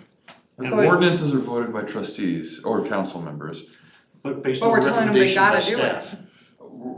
And it It can't, still has to go in They're still voting and it per can't day. apply for to their own them, money. it can't Well, apply no. to, it can't apply to them when they're in office. Right, it would have to be their following Yeah. term, which they may or may not Yeah. get elected for. But I agree with you, it was never meant to be a compensated, largely compensated role. It's like you're supposed to do this for a little bit, serve, and then go back to doing what you do in I real feel life. like no offense to any of the trustees who are listening. Or former trustees. It can be kind of a crappy job. Oh, Like right. you're dealing with some not really nice people that need to with No people offense like taken. you know, and sometimes like when I'm looking at it, I'm like, I told my husband, I'm like, there is no way I would ever wanna be a trustee and deal with some of the baloney the trustees have to deal with. I think we all agree the current amount sucks. Right, so, Yes. but I'm just wondering if that could possibly be, if you had a really strong candidate or somebody who really was considering it and said, you know, yeah, there's a lot of baloney that you have to deal with, and there's kind of some not very nice people. But, I mean, I'm getting compensated for having to deal with the not very nice people and the baloney. It's not much compensation, but so really, the money never offset the baloney. But it was more about the other things in life that are going on, that are taking our focus and preventing or maybe not encouraging, you know, staying focused and reading and being up to date on everything that's going on in town. And plus making the rounds, talking to business owners, going to things, like all of that starts taking back seats to a work function or hell, your own social function. Right, it's like, is the $200 or whatever I get a month worth me skipping my kid's band practice or band recital or something, right? Yeah. And you don't do it for money. You don't sign up Yeah. for the money. It just It doesn't hurt. It's an encouragement to. It's an encouragement, it's an attraction to maybe more qualified people. Not that, let me rephrase that. No, I'm just gonna scratch Now. Okay, so getting back to my suggestion, what we didn't like about the suggestion was that the town had to approve it, or the council had to approve their own raise. Yeah. Is there a way that we can have the salary set by the town but not approved? I guess not, No. because the Well, fiscal the expenditure. escalator, I mean, the The escalator would do that. You put the escalator in, but you don't set a higher rate, it just escalates from the current 300. Oh, No, we said that we would review towns of similar, like Longmont, I think there's what, like 700 or something, and they're Yeah. like double the I size. I think still Adam think is that if we put a number in, I we're wouldn't put numbers. playing with fire. I agree. I think you're That's what I'm right. trying to do, is get away from. So what if we add this to our list of things we'd like to encourage the current trustees to do, and it would go into effect for the following council. council, The first council. the first council, right? And then I think all increases thereafter should be set by ordinance. It's a shitty job, sorry, it's a crummy job, but I mean, but I it's mean, part of that it. It's gets part into of the it. same thing of, right now, we don't wanna put a number on it, and then we want future councils to put a number on it, Right. because they Well, might our vote it numbers down. right now aren't gonna make sense years That's down the why road. there's an escalator. Right, so is the issue that we Right, are but the saying escalator it's $700 right now, and everybody goes, oh my gosh, we wanna pay them $700 versus saying there will be an increase, an initial cost of living increase, or initial, whatever you wanna call it, increase for the first council of X percent. Because then maybe people won't panic so much if they see X percent versus if they see $700. If you think about. But I was gonna say really quickly, the problem with the escalator is that now it's in the charter, so that's forever, right, whatever. What happens if we're in a deficit and now things are going up and we don't actually have the money to pay people more, but it's in the Well, the charter. escalator was related to the cost of living.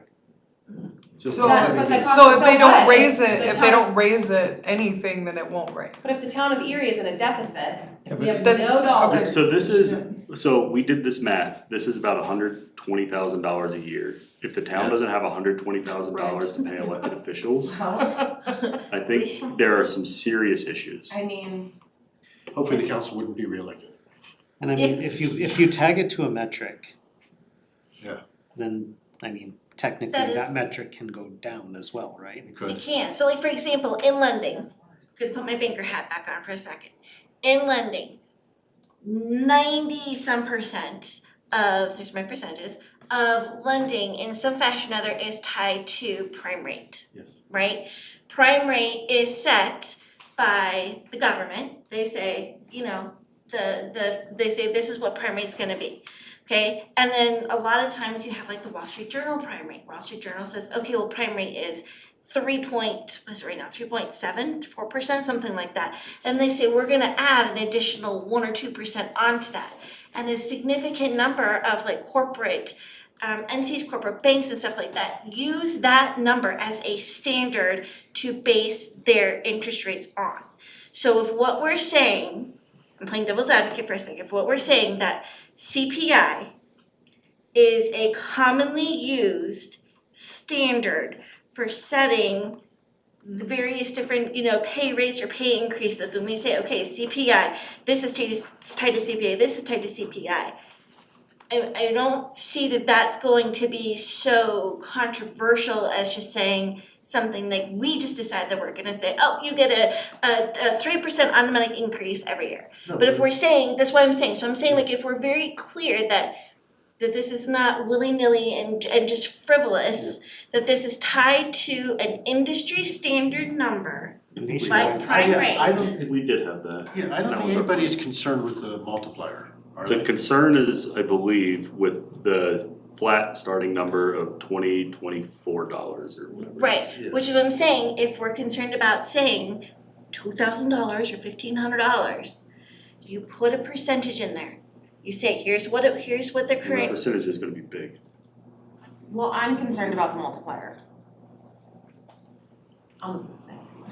So they shouldn't be no increases unless by I think that it should be ordinance. by ordinance for the following people, I mean, But again, just like we're scared to touch it, they're scared to touch it too. but that's their job. But you want them to, so What they they're would doing. set a hard number each time rather than setting it once with a multiplier going forward.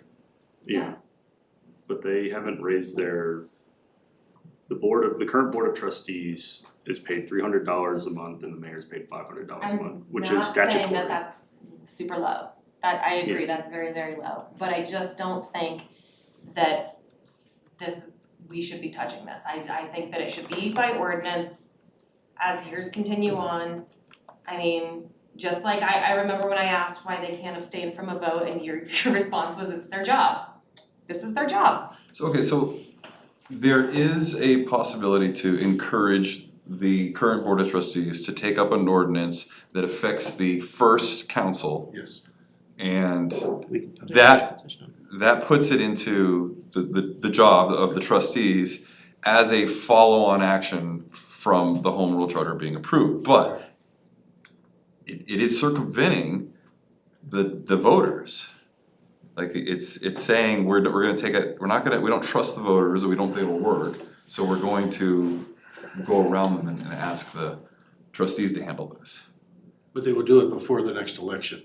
They certainly could. No, Well, they we're should, saying like, it has if we to be say done they within shall 180 set by days. ordinance, that's one of the actions that they have to set In the transition period. in the transition period. I mean, And so people will be voting, whether they vote them in or out. If it's a major issue, they wouldn't vote them in the 24 election. Hillary, They if it's run. already in our code, would they have to, We can treat Would it it- separately, right? would that, If it's Well, they not have- addressed, it will continue to apply. so if by saying they have to address it, it supersedes what's already in our code as an ordinance? Cause they said it will be set by ordinance, it's already set by ordinance, does that? Right, so this would require a new ordinance. Okay, that's. So we would have to tell them specifically shall adopt a new ordinance concerning counselor pay. And if they decide That they will want, take effect in the 2024. and if they decide they want, leave it at 300, 500? I would support that and then also adding in the escalator, that they would set their next one by ordinance and then from there We can't on out. require that though, you can encourage it, if it's gonna be an ordinance that they vote on, it's, Well, I mean, no, the escalator would be like in our charter, like oh, the I see. initial rate is set by ordinance, but we have like a connection to the, With a CPI multiplier or whatever. yeah, so we're putting the onerous on them for the first one, but trying to That's what I was remove that saying. from thereafter. Like the political suicide aspect Yeah. of having them. you can't campaign on raising counselor rate. Yeah. Yeah. And I would hate for like, you know, if somebody did suggest that and they were a highly qualified person for voters to, for them to take offense to that or for them to be, discounted for wanting fair pay. We all want fair pay, so I feel like anything we can do to remove that from the political It'll make it a scene. one-time. Alright. Did anyone look at the 1999 Home Rule Charter? Are you gonna suggest that, and should we add? and I actually wrote that up because that then would take it out of the charter. And then, cause I would hate to see the charter fail. Yeah.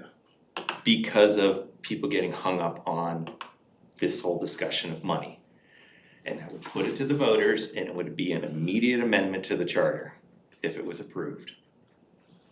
Well, I'm not tracking, what's the So like It's a ballot question. So in The ballot question. 1999, I believe the charter failed. It did fail. And then they voted again and had like 6 or 7 charter amendments. It was at the same It time. was all on the same There's also an ballot. election And it was So do basically. you want the home rule charter and and these pieces. these pieces can also be adopted, yay or nay, and it was several Board of questions. trustees would have to put that on, right? Or Yeah, have but to you go on could by be- referendum? They were able to do it.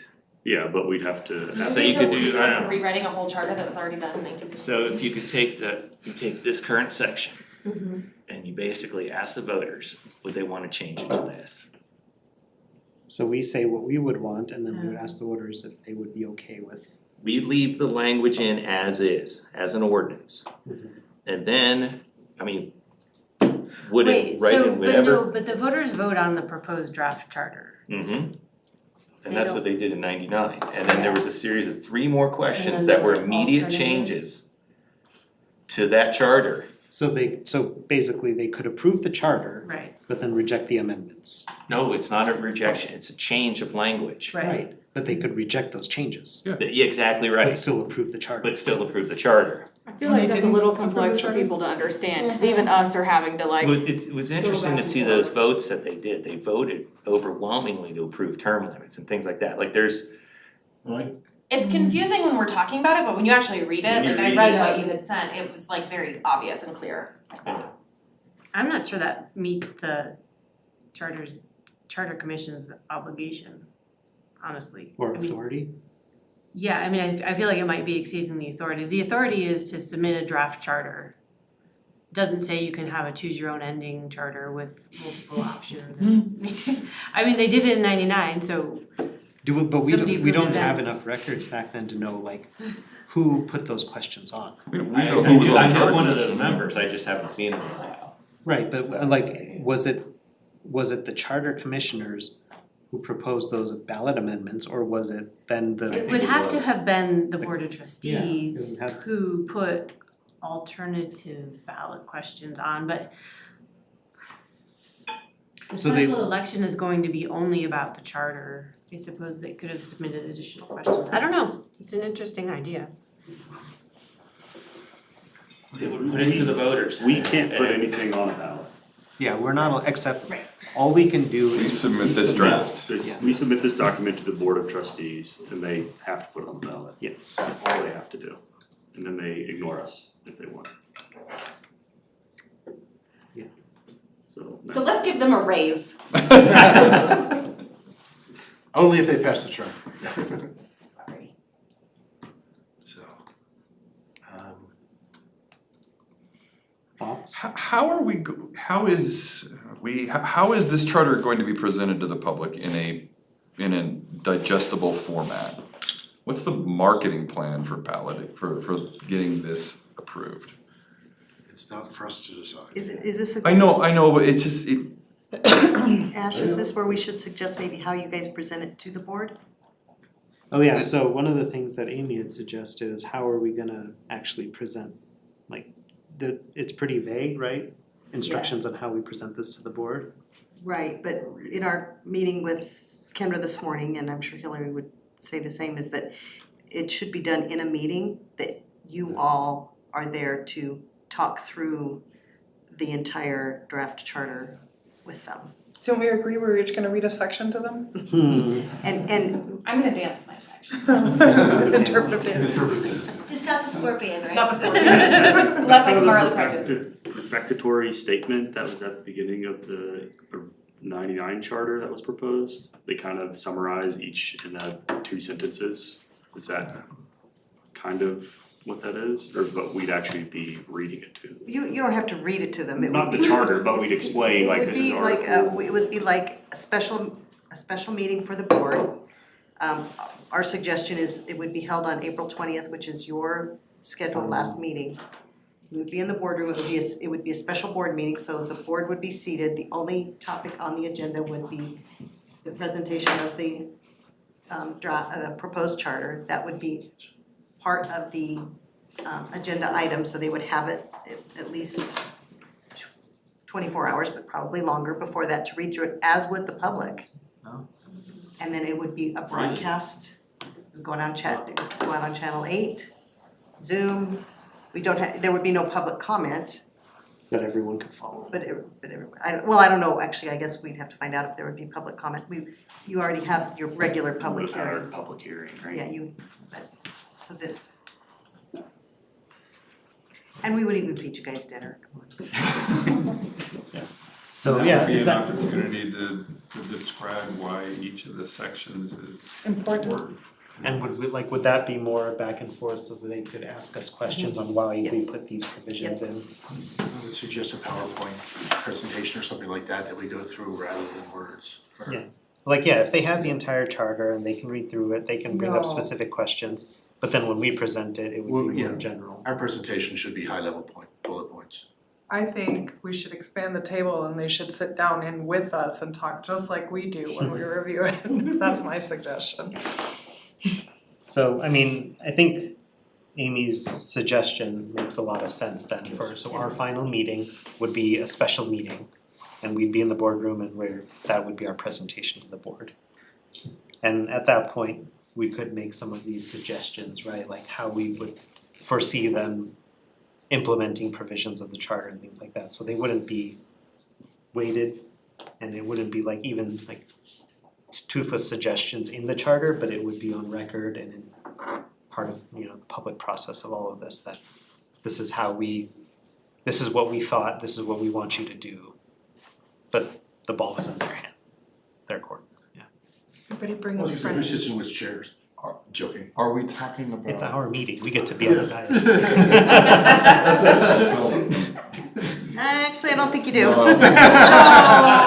They get the dais, you guys get to sit in the audience. Are we talking about the salary thing again, the No, compensation? the whole. The whole thing, The whole but charter. like that would be one of the things we could talk about. Yes. Depending on what we decide, we can present to them, say, Okay. our desire as a charter commission was for you to set pay to So we some don't have reasonable to. level and, with potentially an increased peg to CPI.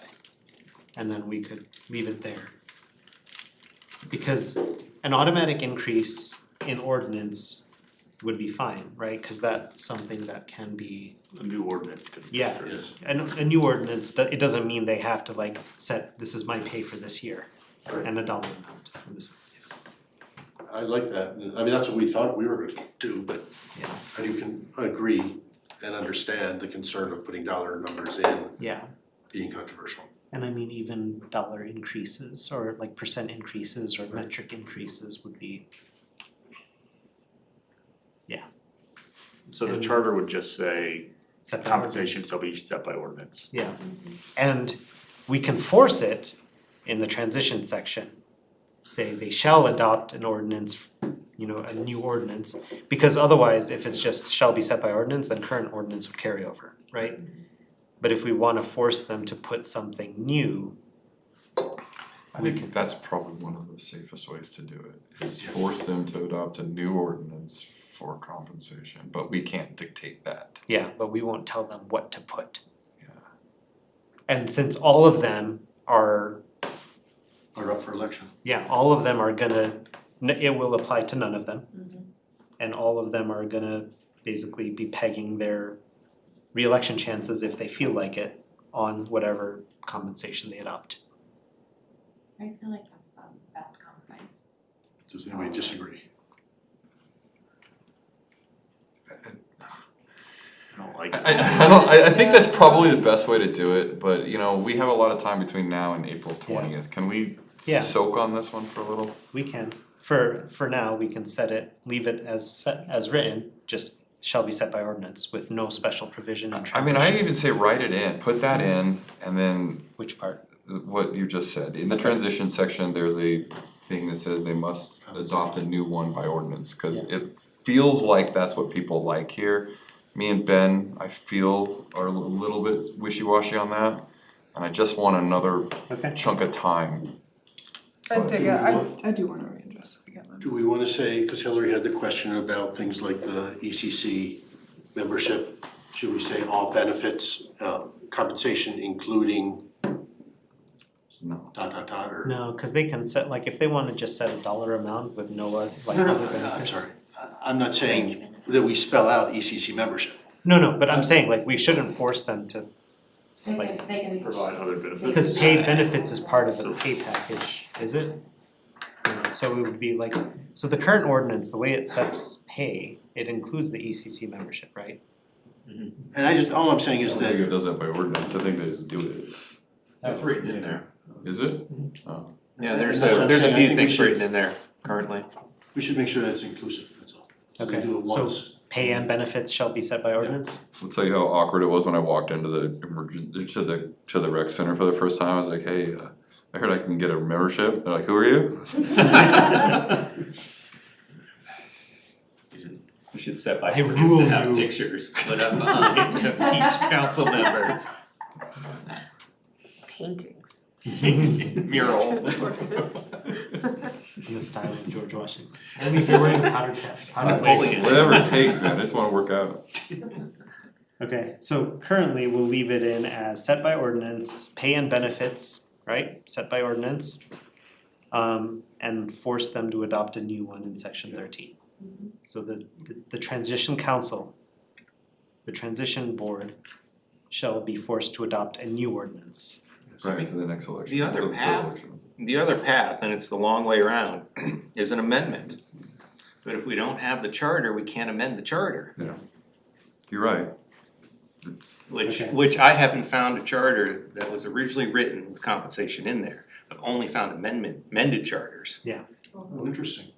I mean, I could be wrong, but I think that's fair, cause the Boulder one is in the charter, but it's. But it wasn't amended. I don't think Boulder made their charter in 1990, Yeah. so. Okay, so we'll leave it like that for now. I know it's something that you guys wanna come back to. If you guys I mean, think more, of something. like, as of right now, I'm thinking that's the direction I would go, but that's, I mean, that one's Yeah. not locked in my head yet. Respected. Let's see. Do we have anything else that people had suggested or?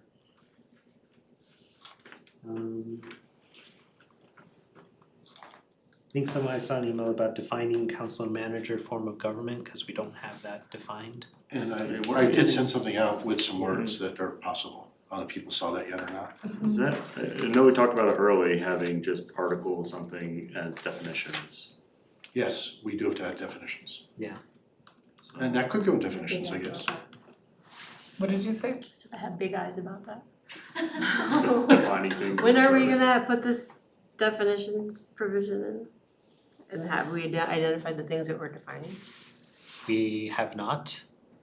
That can be our homework for next time. What are your What are the big eyes? concerns? Yeah, what is the concern? Well, I would hope that we're defining things as we go.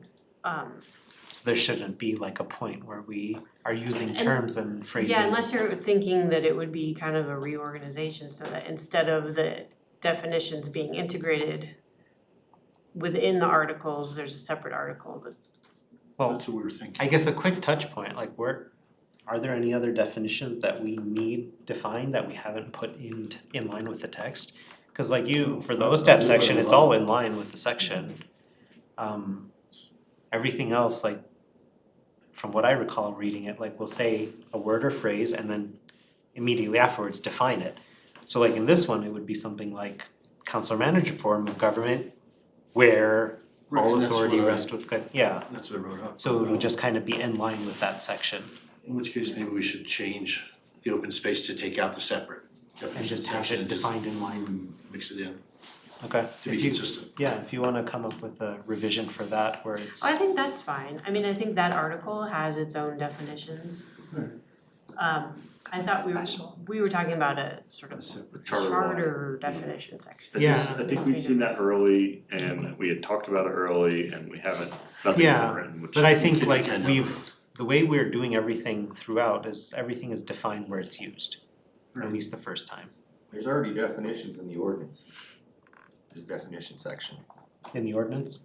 Right, but I mean, we we're could. talking about terminology we're using in the charter. Agreed, but I mean, we could lift from that if we don't, or reference, So cross-check And that. even like the one like defining council members, that's in line with the text as well, cause it's like council member means these people, but not these people. Right.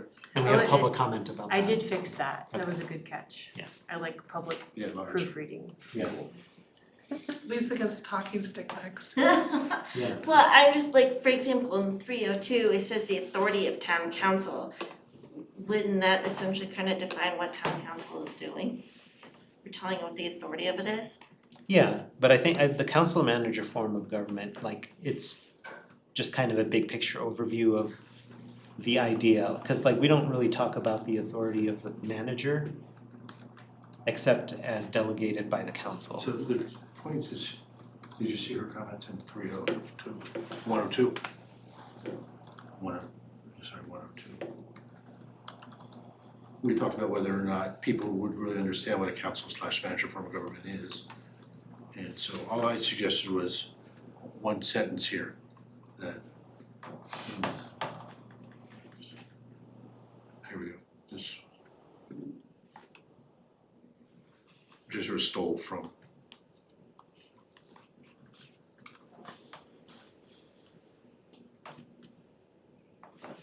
And I have no pride of authorship, as you've already noticed. Yeah. So if people wanna change the words, feel free.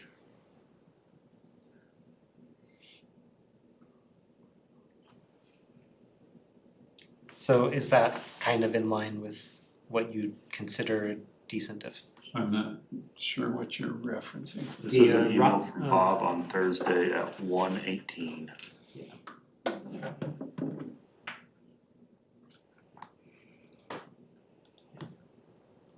Or Robert, as he's called in the email. I know the town Robert, as he's officially known.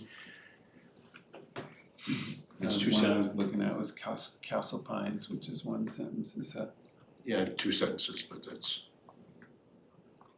Which again, I Yeah, I mean, it says basically like, copied and changed a little bit from the Colorado definition. all power and authority to set policy rests with the elected governing body, which includes the mayor and members of the town council. The governing body in turn hires a nonpartisan manager who has very broad authority to run the town. I'd say. Whatever. Yeah, it's pretty similar. Castle Pines says, all powers shall be vested in an elected city council which shall enact local legislation, adopt budgets, determine policies, and appoint a city manager who shall execute the laws and administer the city government. Again, That's simpler. that's fine with me, I'm good with that. That was Castle Pines, you said? Castle Pines. just change city to town. Yeah. Check what Elizabeth says.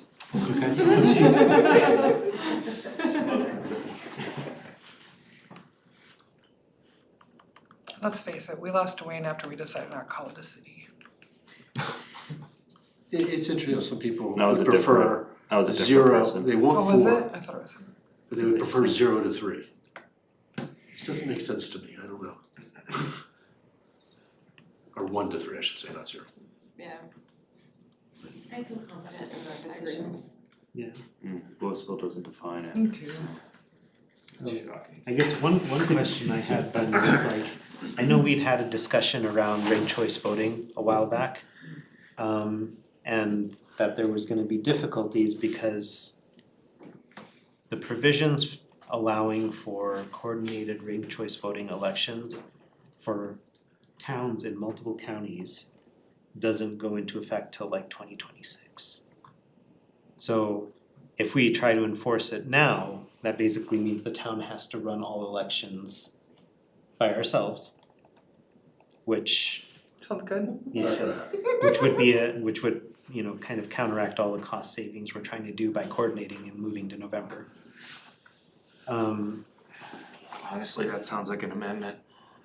I was I thinking, think it actually sounds like an ordinance. I think it can be adopted by ordinance. I don't think we The should, charter doesn't need I to, don't know why we would have to specify that. I don't think you do. I again, I think that's one of the things that if we put in the charter, we may get voted down.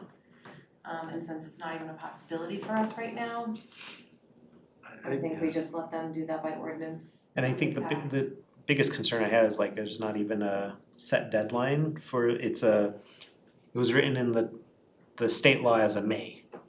So counties may begin supporting coordinated elections using RCV at this section.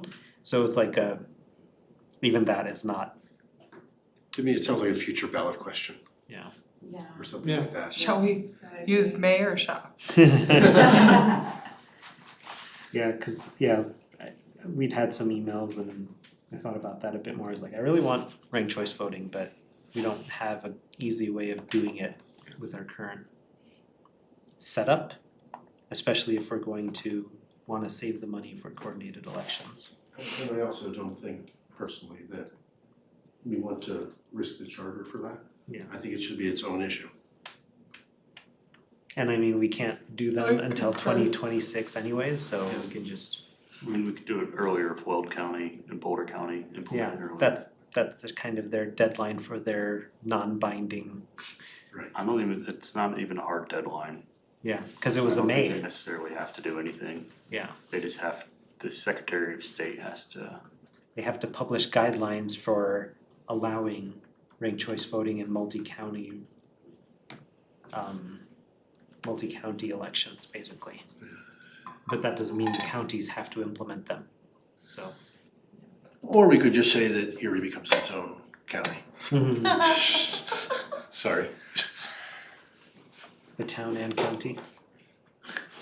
Watch out, Broomfield. Been together for a lot of meetings, eh? Anyway, Okay.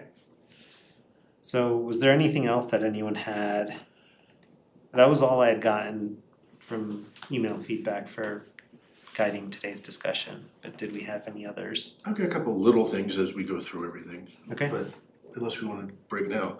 Hillary, I think we maybe already answered this, but do we need a provision to say that the charter is modified by vote, or is it just automatically modified by vote? It's automatically. Okay, so we don't need to say that, okay. That's needed. I guess, cause honestly, I didn't read your email. But honestly, what I would like to talk about too is, you know, we were talking about whether or not to put in the planning commission and stuff like that. Do we need to put We can do that. the open space in there? Does it like, what if that, I mean, I know it's like a unifier and everybody voted for it, but I don't know. I think I just because of our open space article defining the open space board, it defeats the purpose. If the board could abolish that board, it kind of defeats the whole purpose of that article too. Right. So that's, And like, the reason we wanted to call it out specifically, cause it is one of the boards that's not required by law. Whereas the planning commission is, That's the Board right, of Adjustments is required. you're right. So we wanted this as an additional. We wanna make sure that we Yeah. always have one. And everyone has homework to review and see if, think on our conversation with the planning commissioner and town staff that deals with this. If we wanna do anything like what's laid out in any of the other I mean, charters. the other option, we have put some redundancies in our charter. Just so when people read it, they know it exists. So there could be, there shall be a planning commission. Yeah. There shall be a board of adjustments. And then, And like, if we do something like there shall be a planning commission whose authority is delegated by the town council set by ordinance or something like that, so that they can adjust future authority of the planning commission as they desire. But that's already allowed, it's just laying it out. Right, and that's a good point, I mean, it's stating the truth, but it's putting it in there, Yeah. which it I mean, we've done it in someone's other places, right, yeah. the town doesn't have access to you all the time to understand what this means. And yeah, you're on call, huh? But like for us, we know this because Yeah. we've sat here with Hillary for But someone many else might weeks. be like, holy crap, there's no planning commission. Yeah. Well, legit. Are there any other, on that topic, are there any other commissions or boards that anybody feels strongly about adding as well? I mean, I know that those ones would just be. But adding them like Right, add a codifies list. them, Right. right? So Well, they're- that's what I mean, that's why I'm So- saying strongly. What if like But state statute gets rid of planning commissions and replaces it with something else? Then it's, Yeah. like, is there a language we can put in to say like in alignment with like, I think at this point, you would want to bank on the fact that the town will always be allowed to have a planning commission. so that's something that we Yeah. do wanna like Cause I think, codify then. cause I think if state law preempts a local authority like that, I've seen it in like Louisville, where they just said like preempted by state law or something. Yeah. And it would just like, It might just be like a codifier's note, like, yeah, we know this is no longer enforceable, so, yeah. but yeah. So if something does happen there. I mean, we've all seen the movie Idiocracy, right? I'm just saying. Okay. I apologize for not go noticing ahead. sooner, but there was a quick thing in 309(2), which has to do with compensation.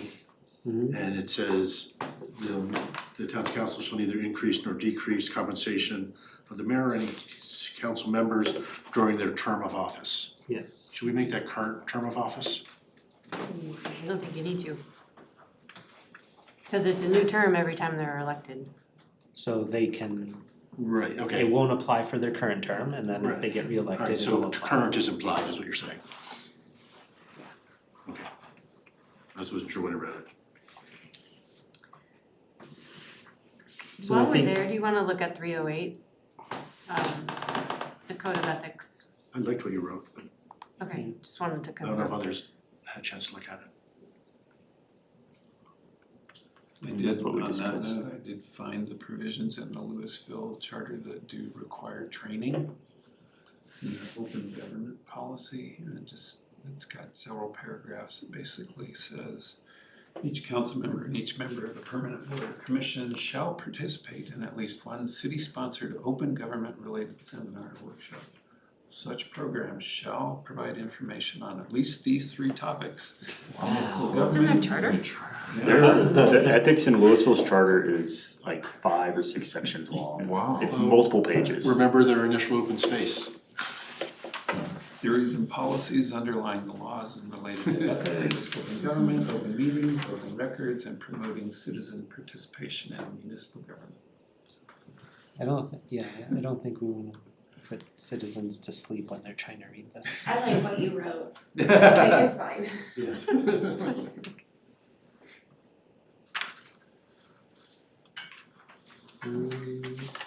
So if we're planning to present to the Board of Trustees on April 20th, if they have any feedback for us, how much time do we have to make any adjustments? None.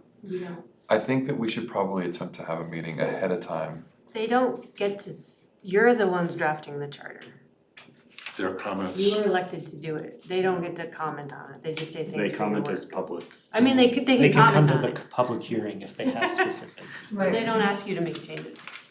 Or give you suggestions. Yeah, I guess I'm just, they may have their fingers on a larger pulse of the politic and be able to.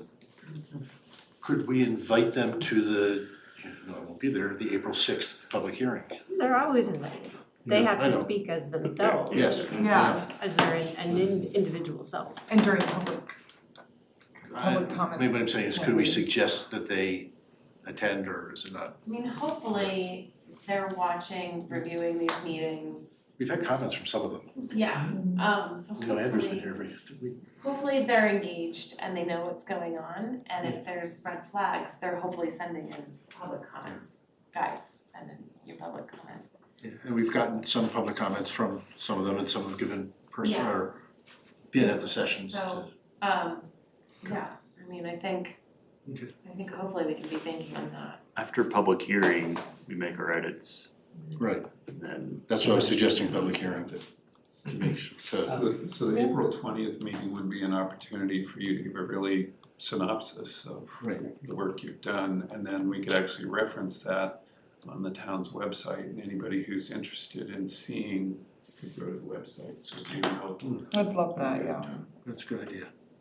informational tool. Hillary, for 308, or shall specify penalties. Should we, I'd also suggested putting shall, like the shall for an enforcement mechanism too, because penalties without enforcement are toothless. So. Okay. Cause the current one that's does. what you mentioned last meeting, right? Yeah, the current one, like the current ordinances do have a enforcement mechanism, basically complaints come up through town prosecutor and things like that, just putting it in there to make sure that there is a way It stays. to enforce, any penalties. I have one thing, I don't know where it's at, but it's in the recall section, and I just remember when we were doing this, we talked about if a recall attempt is made and unsuccessful, another one cannot be made in the same term without some sort of higher standard, right? Yeah, it was a way higher standard. Why do we have that? I feel like that's not good. I think it's based on statutory recall provisions, which do make it harder to continually try to recall. It makes sense, I mean, it's a waste of time if it already went through once, like, If it went through once and it was voted down, you don't want people to keep like filing recall petitions against the same person. Yeah, but I just worry, I don't know, I'm just thinking, if something really bad gets in there. Or it gets You have voted. there is an opportunity to recall someone, you It's have to just- have 25% of the entire votes cast the first time a recall petition is suggested, and then 50% after that first one. So that's section 11.11.5 for the 25%. And then Yeah. 11. Yeah. should've used Roman numerals. So, does that answer the question, Candace, or you still uncomfortable? I mean, I suppose if I'm the only one that feels that way, that's fine, we can move on, it's not. I remember when we talked about it, it was pretty in-depth of why we did that, or why that made sense. I didn't I'm feel trying like to it was remember in-depth. for I you. thought like it was just, To make it harder, like, yeah, the I second feel like if the time. voters have already spoken on a recall, if they've made a decision not to recall, I feel like it should be pretty hard to ask them to speak again. Yeah, and I guess that 50% pretty much means It's they're gonna gonna be pass the ousted second time, the yeah. second Yeah. time. Well, Yeah, and if they it's do just for some- the term, so if they get reelected and do something stupid in their next term, then, you know, It right, resets it resets. during the term, yeah. yeah, it's just for the term, but I don't know. Just thinking of people in higher political offices, not our town, Right, that are just repeat offenders. But yeah, if I'm the only one who feels this way, that's okay, we can move on. It's not a strong feeling, it was just something I was thinking about. that's like literally the quietest sneeze I've ever heard. It was a sneeze? I thought you just sat down. Bless you. Thank you. Okay, we can definitely keep that in mind, cause we've got another month of revisions to go through, but yeah, well, it's a good revisit. Okay, anyone have anything else for this general topic? Elections and elected officials or anything like that? No? Okay, then, let's see. This is off topic or a different topic. Go ahead. But I was thinking just put the water rights one to bed and just do it by ordinance. That's how Louisville does it. Yeah, sorry. Even Louisville didn't want to do their Louisville charter. does it. Yeah, cause I think the consensus after we talked with Hillary last time was that the existing process has a ton of checks in it already. A few words around it. That we don't want to add these burdens. Yeah. Want a reasonable review, Yeah, and that seems, it's more than reasonable from what everything we'd heard already. I figured, Yeah, well, if we can just take topics that, unless anyone objects, I know just they take- said I that. think I'm good with codifying that, just ordinance. So right now, I'm good for 10.3, now until I like hear it again. it says occur by ordinance following a public hearing. And you're just saying keep that? Okay. yeah, just that way we It gives people a chance to weigh in. Mhm. And then, I just stumbled across, I was looking through a bunch of charters again and came across that in Louisville, so I thought, even Louisville. even Louisville. And I did come across something, speaking of going into charters, there's actually one of them had a charter violation section. Making it a misdemeanor to violate the charter. Whoa. I saw that, Forgetting. I saw that. Yeah. Okay, now, Was that in the Erie one? Erie? I No, think we're- the first The Erie, 99 the first Erie Erie one? Oh, no? I think, Oh, was I it? think it was. Maybe that's where I pulled it from. Back in 1999, this was like a Wild West, you guys. Well, there was, I didn't see any. There's 1,000 people voted. Yeah, I mean, you're lucky they weren't just like violated our charter. It is surprising that one didn't pass. There's nothing in here. There was nothing. Well, I Exactly, there was It was nothing really- in there. That It was like, so. It doesn't change we anything. shouldn't be We're gonna here. come to that next time. Yeah, so I think, But I have one quick, sorry. yeah, go ahead. Hillary's comment on 307 about voice votes and things like that. If we want to change something there, it's gonna require new words. What do you mean? 307-1. Yeah, So it requires a roll call vote. for everything. Didn't we discuss that we We wanted to did. not have a roll call vote? We did, but we didn't put any parameters around it. We had discussed that we wanted to change it. Right. So So we did. We could say- allow voice votes by ordinance or by resolution. I mean, that's deferring, but acknowledging that there are ways to limit them. Yeah, I don't think we should require roll call votes all the time. No. That slows down Yeah, stuff quite a bit. I mean, you could limit it to Well, anything where you spend money, Ordinances. that was our Yeah. thing. Anytime where money is being spent, roll call vote. Other than that, so ordinances appropriating funds. unless it gets like close and you really like it's a big topic, you wanna see exactly how everyone's voting, or it's something where you can't even tell because it's Isn't it in the minutes who voted what, or is it just, it passed? Only if it was a voice vote. I mean, sorry, other way Roll around. call Only vote. if it was a roll call vote, yeah. So is a voice vote just saying Aye. aye? So as the voice vote process works now, can anyone request, like, any of the counselors request a roll call vote? of course, yeah. So if, say a voice vote and then say, I'd like a roll call vote, and then everyone has to go on record. How much does it slow it down? Enough that it may not feel like much, and it's just say, okay, now go to the town clerk and then trustee whatever, all the way through. It doesn't feel like much, but it does affect Breaks it. up a lot of the It meeting. really does slow down. You can't move at a really good clip, your cadence gets broken. And I'll just say it was a pain in the butt. We didn't do it.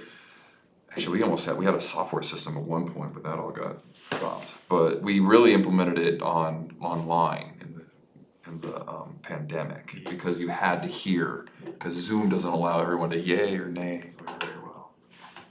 And then that carried into the boardroom for a little bit, and then we went back to voice votes. So do we, It seems unnecessary a lot of the time because they're a routine issue. It's like, okay, we can do it quickly or we can drag it out. Like, you want to approve the agenda.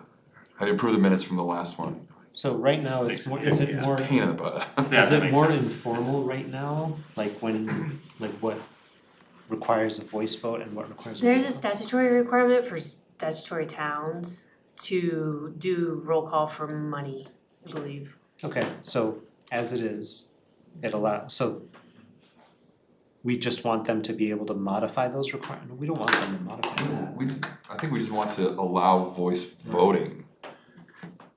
If it's not in there, Well, I Is it think allowed? it is allowed, so I think if you had 307 say, if 307 said when roll call votes were required, then the converse is true and voice votes are allowed every other time.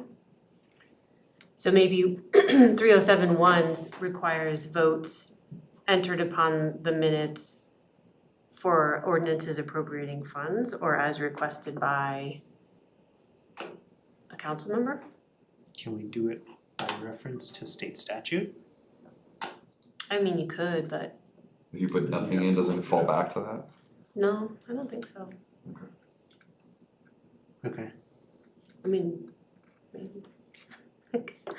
I think by habit you would continue to do it that way. okay, so you'd want some voice vote, like roll call vote should be required for all matters pertaining to appropriation or spending of funds. And voice votes allowed everywhere else, or, and any counselor may call for a roll call vote for any matter? Something like that, is that kind of how things are done now? How did you phrase it? It's, Yeah, I mean, I think we can, Spending money. appropriating funds is what I said.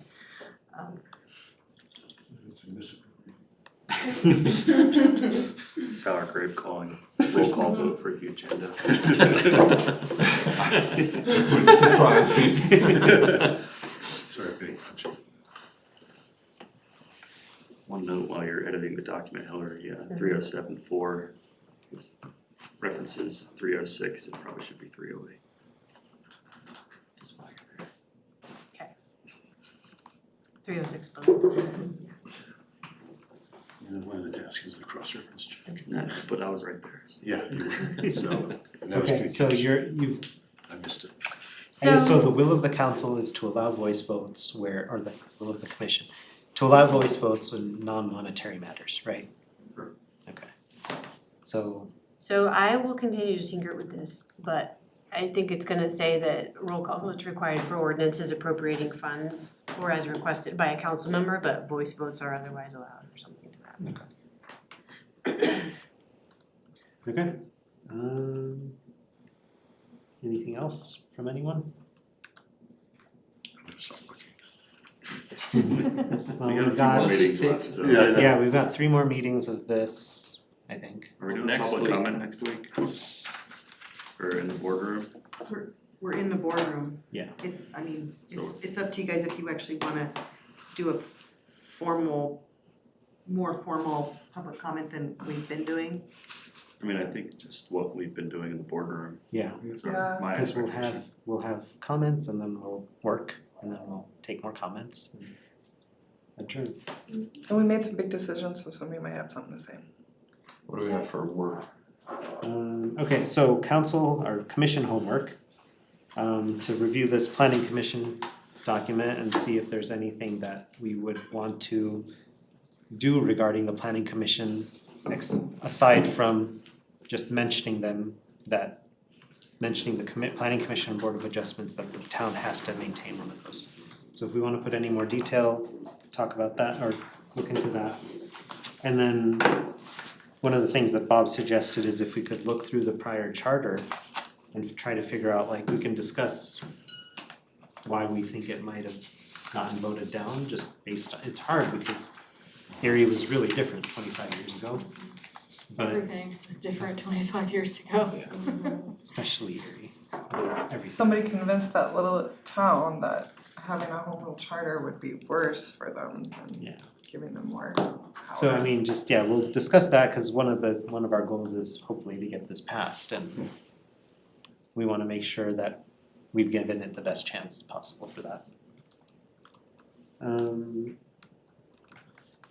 Yeah, and then I think next week we can start, it'll be more open, cause it'll be public comment section anyways, but let's go through the charter, we're not gonna go line by line, but everyone review it, and let's go through and make those decisions that we said we would make later, and let's just start going through that, doing our back revisions. Who's not gonna be here, cause it's spring break.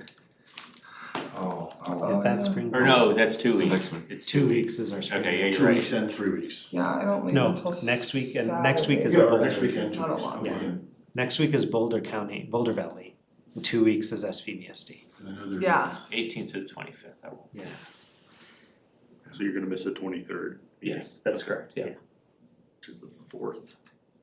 So many Yeah, so it won't be the first. Thursdays this month. So next week, anyone have kids in Boulder Valley School District that are not gonna be here next week for spring break? I'm not for that. We're not Peter anyway. We're only Excellent. doing a 4-day vacation. So, I'm sorry, it was the Erie doing one that had. Brian and Lisa are the two missing on the 23rd? Sorry, That's what I You said didn't the notice in my 27th, but I notes. think you meant the 23rd. 15. Well, I was looking, I think it might be the 30th. I will find out for sure tomorrow. Okay, I'll be out the 6th. okay, I guess recap then, Might be out. if we're done with discussion matters for today. As a recap, the transition, like appointment process during transition will follow the vacancy filling concept as laid out in the charter. Section 204, add a sentence for the purpose of the campaign finance section, just basically to encourage timely and often disclosures to help voters make decisions. 1301 or section 13, we wanted some way for council be forced to adopt a new salary ordinance. Add kind of the massaged wording from Castle Plan's charter for the council manager form of government kind of in line. We'll decide whether, we wanna put just in general terms, the planning commission and board of adjustments in the charter, so people reading it know that it's there and it's still required. And we'll discuss next week if we wanna put any additional provisions about the planning commission. In 308, add the wording for the enforcement mechanism for code of conduct. 309, the compensation and benefits section, right? We'll just kind of leave it how it is and set by ordinance and, like I said, force the new council to adopt. And then 307, we want to be able to allow voice votes for non-monetary matters. I think that was it. Is there anything I missed, Hillary? And the water board. And the water, yeah, we want to leave it to the current where after public hearing. Yeah. So, anything else? That was it? Okay. Like I said, next week we'll just do more just overall revisions, cause there's still a lot that we have to kind of hash out and massage and finalize, so. So it'll be more, if you wanna send me an email and I can kind of structure our discussion around that, if there's anything that you come across, we can do that. That'll help just make sure we keep moving. Other than that, I think we are good. Sorry. I think that's all we have on the agenda, right? Yes. So, alright, everyone, thank you. Sorry we ran a little late. See everyone next week. Thank you.